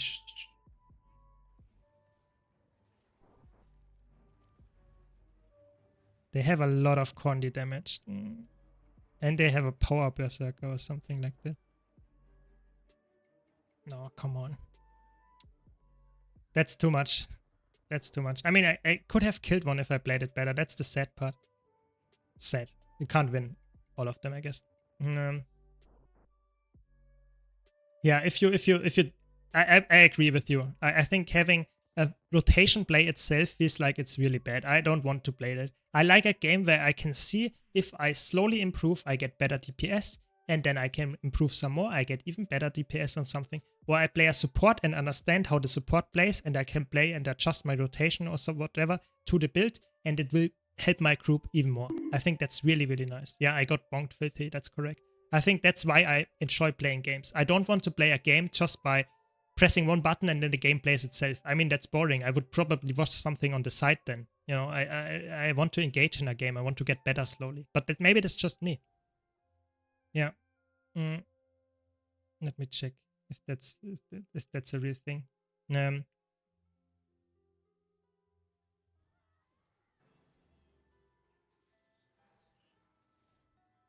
second.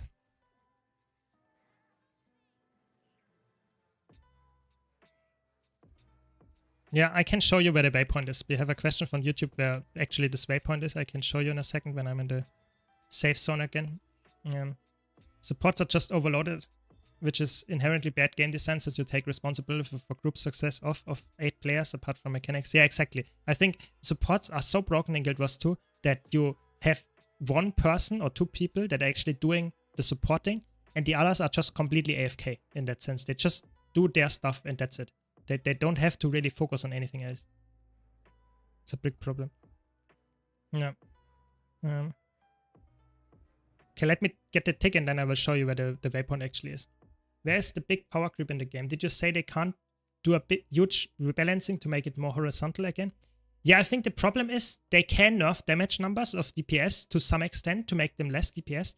But if you look at, for example, POF release, the release numbers were so insane that the damage numbers of Firebrand, Scourge, Deadeye were so insane they had 60k DPS or something. And then they slowly nerfed it down after a while to have damage numbers of like, I don't know, 35k or something. But over the years, the number that is okay to have as a DPS build increased from 35k to 40k, and now it's 45k. So they just over time, we get more damage in the DPS specs, which is not even the biggest problem. The biggest problem is the supports. The supports that have crazy amount of boon access. Look at I'm now at the support, you know. I press all my support skills. Look at my boons. You know, I just press buttons without having a target, without having clones up. I give them almost permanent vigor, permanent might, and fury, and even stability. It's actually insane. Just my buttons. If I then use my, let's say, my just useful utility skills and weapon skills, it's actually permanent already, which is obviously insane. So the waypoint that you are looking for is here. It's in Frostground Surge, Frostground Sound, and it's here Earthshake Basin, so next to Fireheart Rise. So at the very eastern part of the Frost Gorge Sound. So I hope you see that. That's where it's at. Here. So I think the biggest power creep is actually in terms of support. You know, if you looked at support when it came out, it's actually way less supportive, and over the years they got more supports. You got permanent electricity, permanent quickness, and all the other boons as well. It's too insane. Yeah. I wanted something that doesn't swap weapons so often. That's why I had picked Revan, because my only weapon swaps was stances build. Yeah, I mean, that makes sense. So you can go for what's the best support that doesn't weapon swap? Probably Chronomancer is the best support that doesn't weapon swap, because on Chronomancer you can just stay on rival and you will be fine anyway. You know, I can show it to you in the Golem, but it's absolutely insane how much boons you can push out just by playing Chronomancer with rival. Let me hydrate for a second.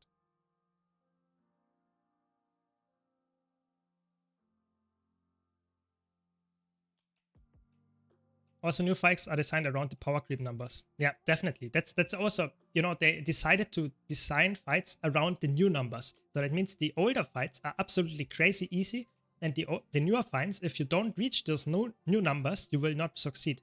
So that's their decision. That's how they did it. I wish supports were more restrictive about how much boons they can give. Electricity, quickness, DPS would have more coverage to complete all the boons. Yeah, I think it would be even better if you have some kind of support and DPS mix, so you have to have some DPS to provide, for example, vigor or something. Yeah, that would be even better in my opinion. But that's straight up not the case. I'm a word main. Which support role is easy? I like to play. If you were to also main, I would go for Chronomancer. Support Chronomancer is really easy for a support build. That is. So I'm now go for, let's say I'm going for alacrity support. So I give myself only quickness. Okay, so that is like a fair thing to compare. So only quickness, yeah. Yeah, Chronomancer is the most broken support. I would agree with that.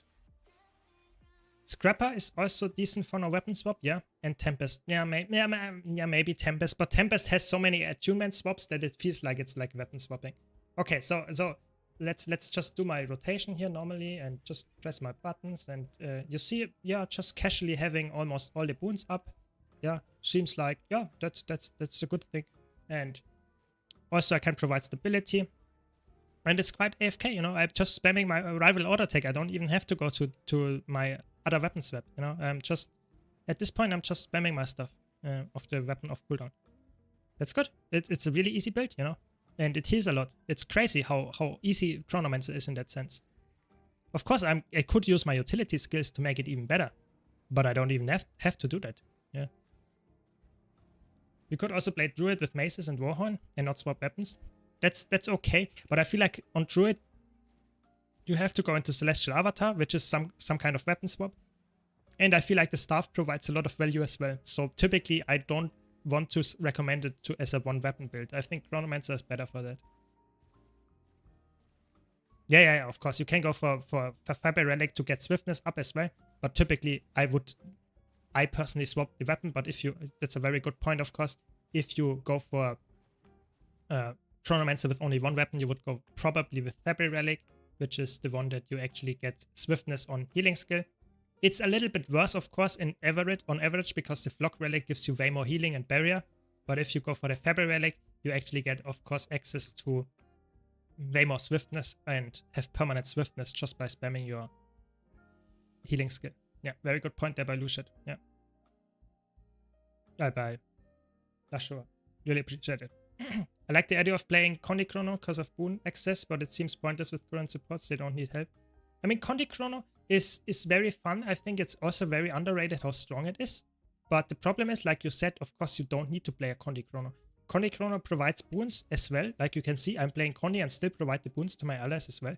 But it's not necessary. Yeah, that's a very good point. It's not necessary. Why would you provide a little bit more might or something? It's not necessary. You play a Chronomancer, has permanent might anyway. Yeah.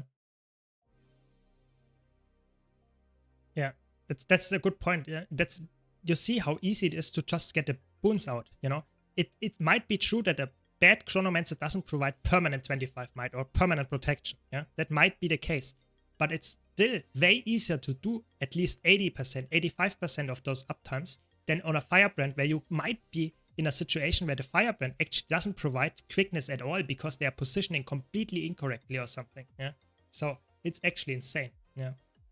Yeah, see you, Malison. See you. Thanks for joining. Definitely, it's definitely useful for non-healers. Yeah, definitely. I would agree that the Fabric Relic can help a lot. And also the Condi Chronomancer is really underrated. I feel like Condi Chronomancer, personally, I would say is one of the best so to say, offensive supports in fights where your support is doing a mechanic, where you have to do a lot of, let's say, min-maxing because your support is filling so many roles at once that you can have some kind of offensive support that provides some kind of defense as well. For example, you can easily switch out your utility skills as well on a Condi Chrono build. Even though you do the DPS, you can go for a lot of CC, you can go for teleport, you can go for portal. There are so many options on this build as well. That's why I think Chronomancer is just such a good support pick, because the baseline of your utility skills is so good that it doesn't even matter if you play a power or Condi or just full support. It doesn't matter. You have so many tools in your kit. It's crazy. So Chrono is broken, but what about Pistol Shield Engine? Pistol Shield Engine. Yeah.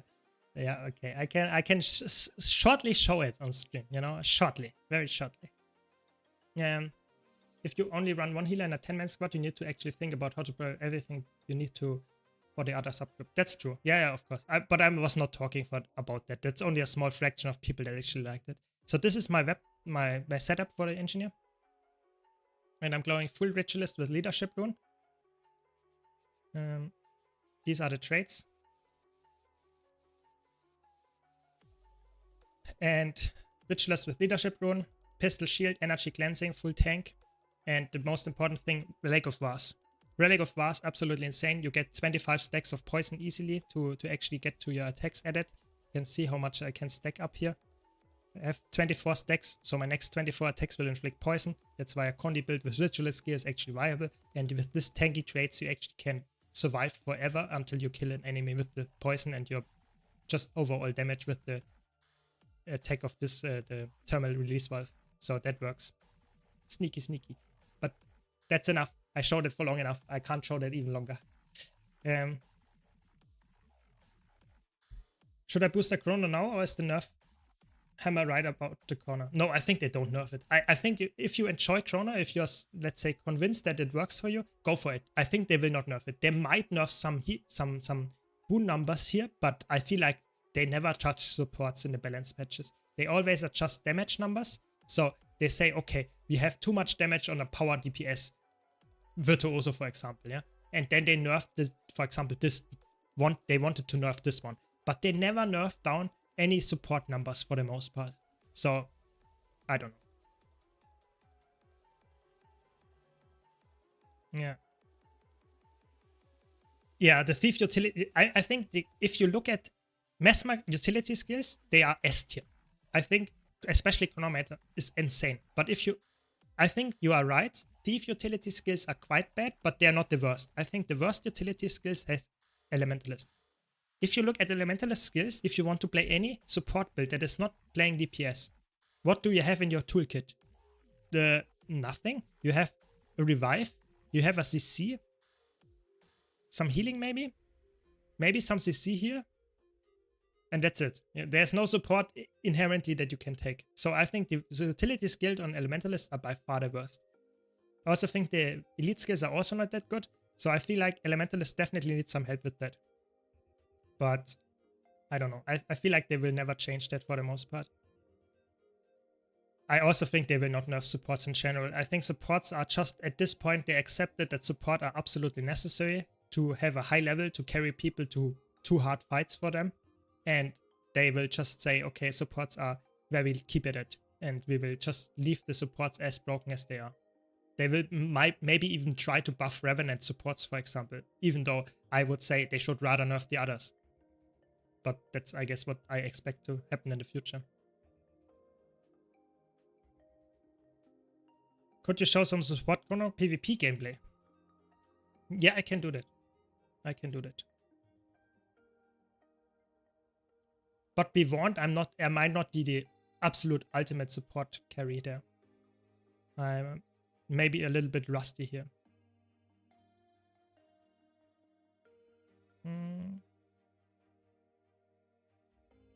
Yeah, this is correct. Let me check if everything is correct. Looks good, looks good.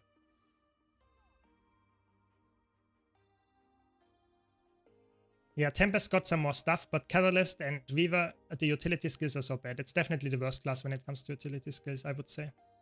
The deal is simple. If you really desire Forbidden Holo build, you only have to donate half of your soul to Simmer. Exactly. That's what you need to do. Yeah. The fact that you can't forward portal people on Thief is giga cursed. I think they wanted to make some balancing and say, okay, Chronomancer or Mesmer in general has access to portal, and we don't want to have a DPS Thief designed spec, like really stealthy, like a lot of sneaky stuff, to have exactly the same portal as Chronomancer. I think that was the reasoning, but I totally agree with you. I think it's just really weird. It's just such a weird design.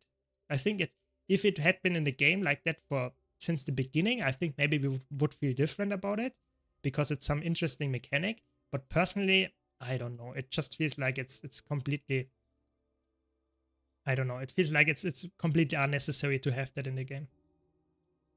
Pink Ellie hype? Yeah, exactly. No, I played Elementalist for the rest of the stream for over 3 hours now. So people ask for Chronomancer. Yeah, sorry. Next time. Next time more Elementalist. I think they should add a new set of core utilities or even a trade line instead of more weapons next expansion. Catalyst is a decent healer, but only through spheres, trades, and stuff. The utility skills are whatever. Yeah, I think that would be really cool. I think they should just add the missing utility skills, you know? Just say, okay, we want to add a full new, let's say, maybe add Wells to Elementalist or something, yeah? Just randomly putting out some kind of utility that they could add, yeah? Just 1 healing skill, let's say 4 utility skills and 1 elite skill that is of a certain category that maybe exists already, yeah? Maybe, for example, add cantrips to Guardian or something, yeah? And then it has more utility skills, whatever, that are core, that you can use on every single elite spec, and that can fit, for example, in a support Elementalist very well, yeah? That would be amazing, yeah? I'm not sure if they will do that because it's a lot of balancing to do, but maybe it's really hard. Which build is in Snowcross the support?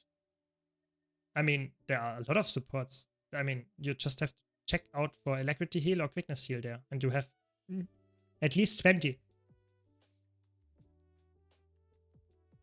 Yeah, Tempest is decent. Tempest is the only elemental spec that has decent stability access. I think Catalyst is only having stability because it actually gets stability from transmuting Staff Aura. I think that's a little bit lackluster. I feel like it's better to have utility skills that you can switch in if you really need stability, and Tempest doesn't. Tempest gets that with Rebound and Aftershock, and Eye of the Storm even, but Catalyst and especially Weaver and that kind of stuff, you don't have that, yeah. In its next balance, Mesmer triple portal with DS and Environmental, meanwhile Thief, a backward-facing portal that is useless in 9 of 10 scenarios. Yeah, that's the balance, yeah, that's exactly it. I feel like nowadays Mesmer is their second favorite child. I feel like Guardian is the first, and the second one is Mesmer. I feel like it's really how they balance right now.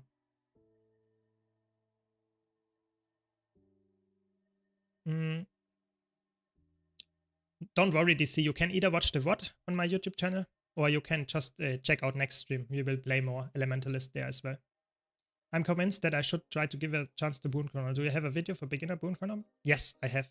I have a guide about Chronomancer and Boon Chronomancer in particular. You can just check it out on my YouTube channel. Just give me a second, I can link it to you. But you can also just look for it because the match is about to start and I want to check what I want to play here. No, that's gonna be horrible. Let's see how this goes. I mean, everyone is swapping. I don't know if they need... Oh no, please don't go support. Why would you go support, Tempest? Are you trolling? Or is this not... Maybe it's not support, but I don't know. Cutter step is basically permanent. Yeah, that's true. It's permanent, but it's not as easy to get as, for example, on Chronomancer. But still, yeah. Guardian has fallen off in my opinion. Mesmer is definitely #1. Yeah, I would agree probably. Probably you're right. But let's see what they actually do in the next balance patch. You never know. Sometimes they come up with something that's absolutely insane for Guardian. Yeah, Staff is way better on Cutter than Tempest, for sure. Definitely. Yeah, way better. Okay, let's play some PvP here, and let's focus on not feeding and not really... I want to showcase this build a bit. Yeah.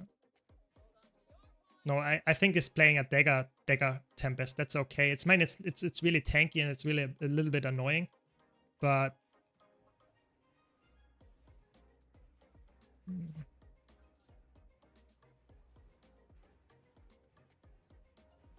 nice. We got the interrupt.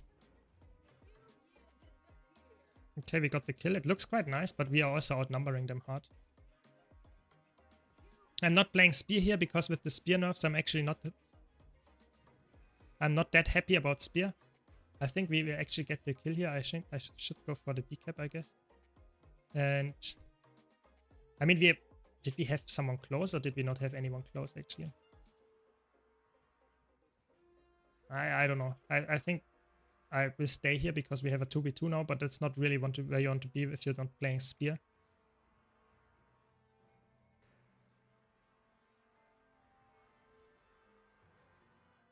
So giving some support to my teammate here.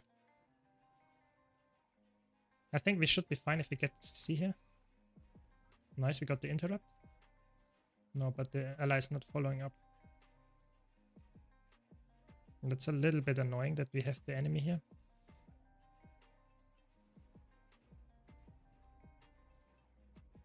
I can't help. My ally is not disengaging, that's a problem, but we oof. Feels like we're in a bad spot here. We have to go for 3 cap, I guess.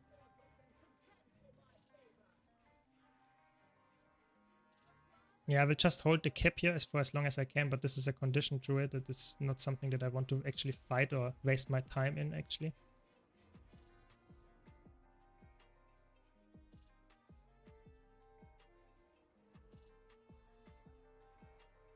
I have to disengage now, I guess.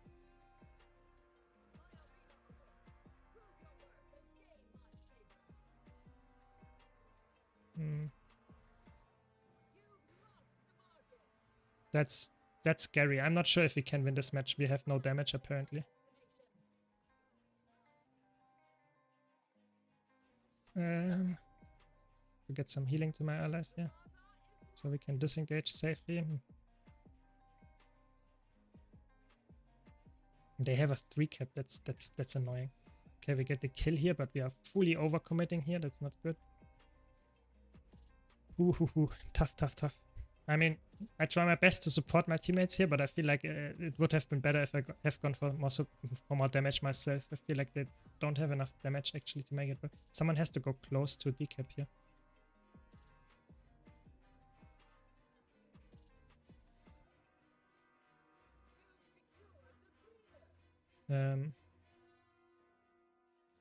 Get my allies here.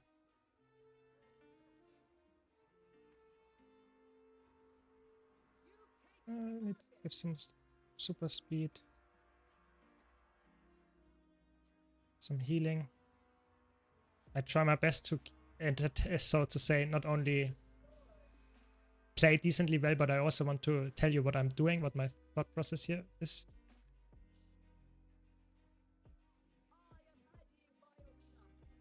I mean, it's actually looks decent. Okay, we get the CC here. Where is my thief?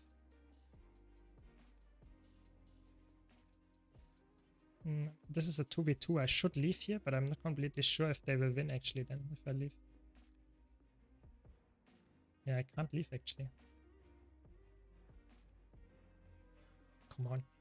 I wanted to get the aftercast in the thing, but it didn't work sadly. And this... They have a lot of damage, but we got the kill. That's good.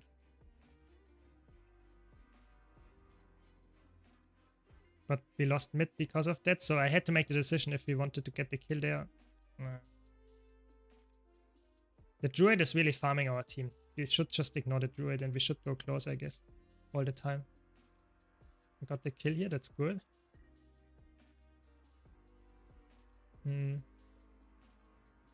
Where's the enemy team actually? Why is there only the druid? Did we win all of the map? Yes. Oh no, there are 2 people. Okay. We have to get the kill here on this guy, please.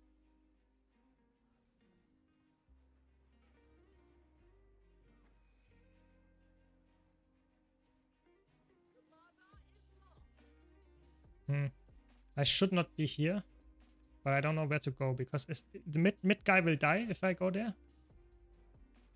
I mean, those might be fine. This is tough. I try to help my teammate here. He will do the CC soon. Get some conduit lenses for my willbender going. I go for the contest here. Okay, we got the contest. Maybe we can win here. Maybe we can win. I try my best to be everywhere, but I feel like my team should go more for nodes. Okay, it looks decent. Looks decent. Oh, the druid is pushing into me again. That's not good. Should I hold that for a while? Okay, now I'm at 1v2. That's also not where you want to be as a support chronomancer, but I guess I have to hold it. No, 2v2 now. That's decent.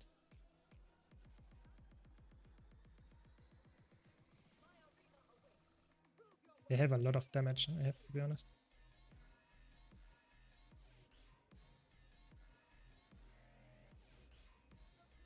Okay, nice. Holy shit, that was a crazy burst here. I have to disengage here, I guess.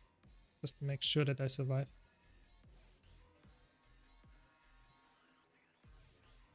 Okay, I think we can come back from this. Nice, we got a kill.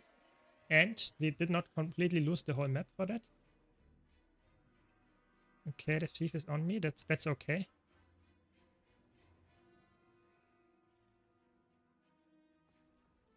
That's okay, we take that.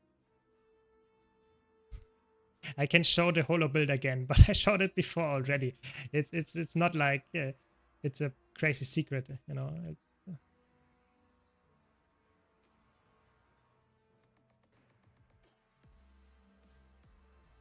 Please kill this guy. No, why did I die to this annoying pistol thief?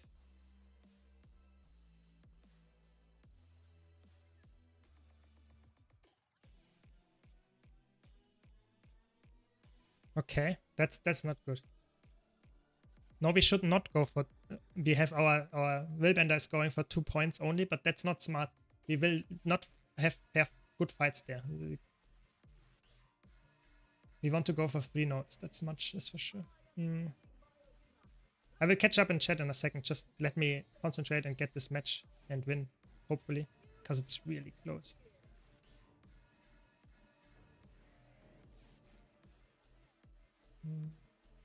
Is this guy? Where's this thief?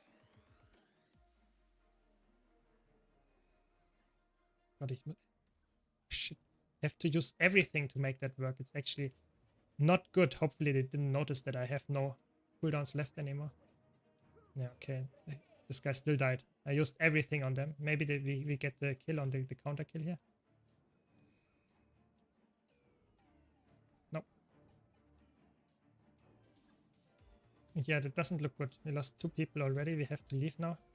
To disengage the fight here as far as we can get.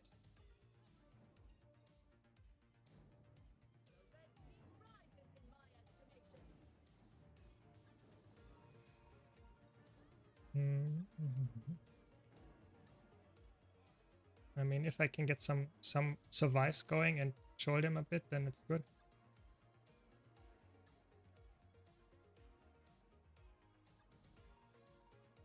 Okay. But we lost 100 points from this lost match.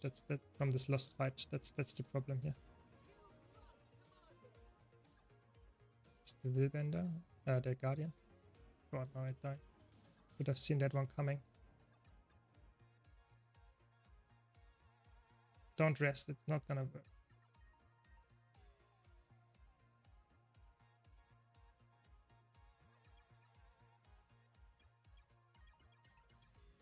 Okay, we forced the invuln, but I think it's not gonna work either. Yeah, that's bad. I could have actually won that. I've not died here because I could have given myself stability and survived. You see, I'm quite rusty on this build, but it's also really hard to support this team instead. I'm not sure. I think we can win, but it looks quite dire here. Looks quite dire. So my team has to come with me to close, otherwise I'm completely useless. I'm a support after all. Get the...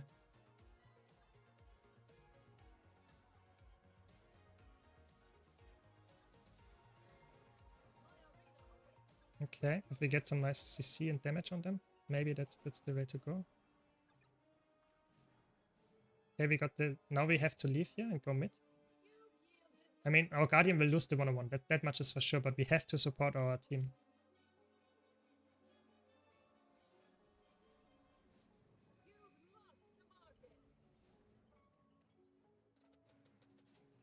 Thank God, I couldn't get there in time. Maybe I can get the rest.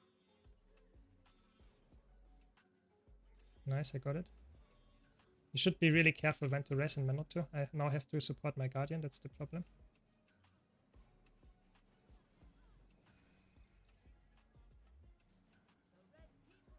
Yeah, it's sadly not winnable. I feel like we don't go for points at all. And we lose every time when someone wants to push into the druid, they lose the 1-on-1. Ah, very sad. For Pucks, which support class is better? I would say Chronomancer is the best support for Pucks. Actually, it doesn't matter which kind of game mode you're playing. I don't know, maybe I can get the rest, but I highly doubt it.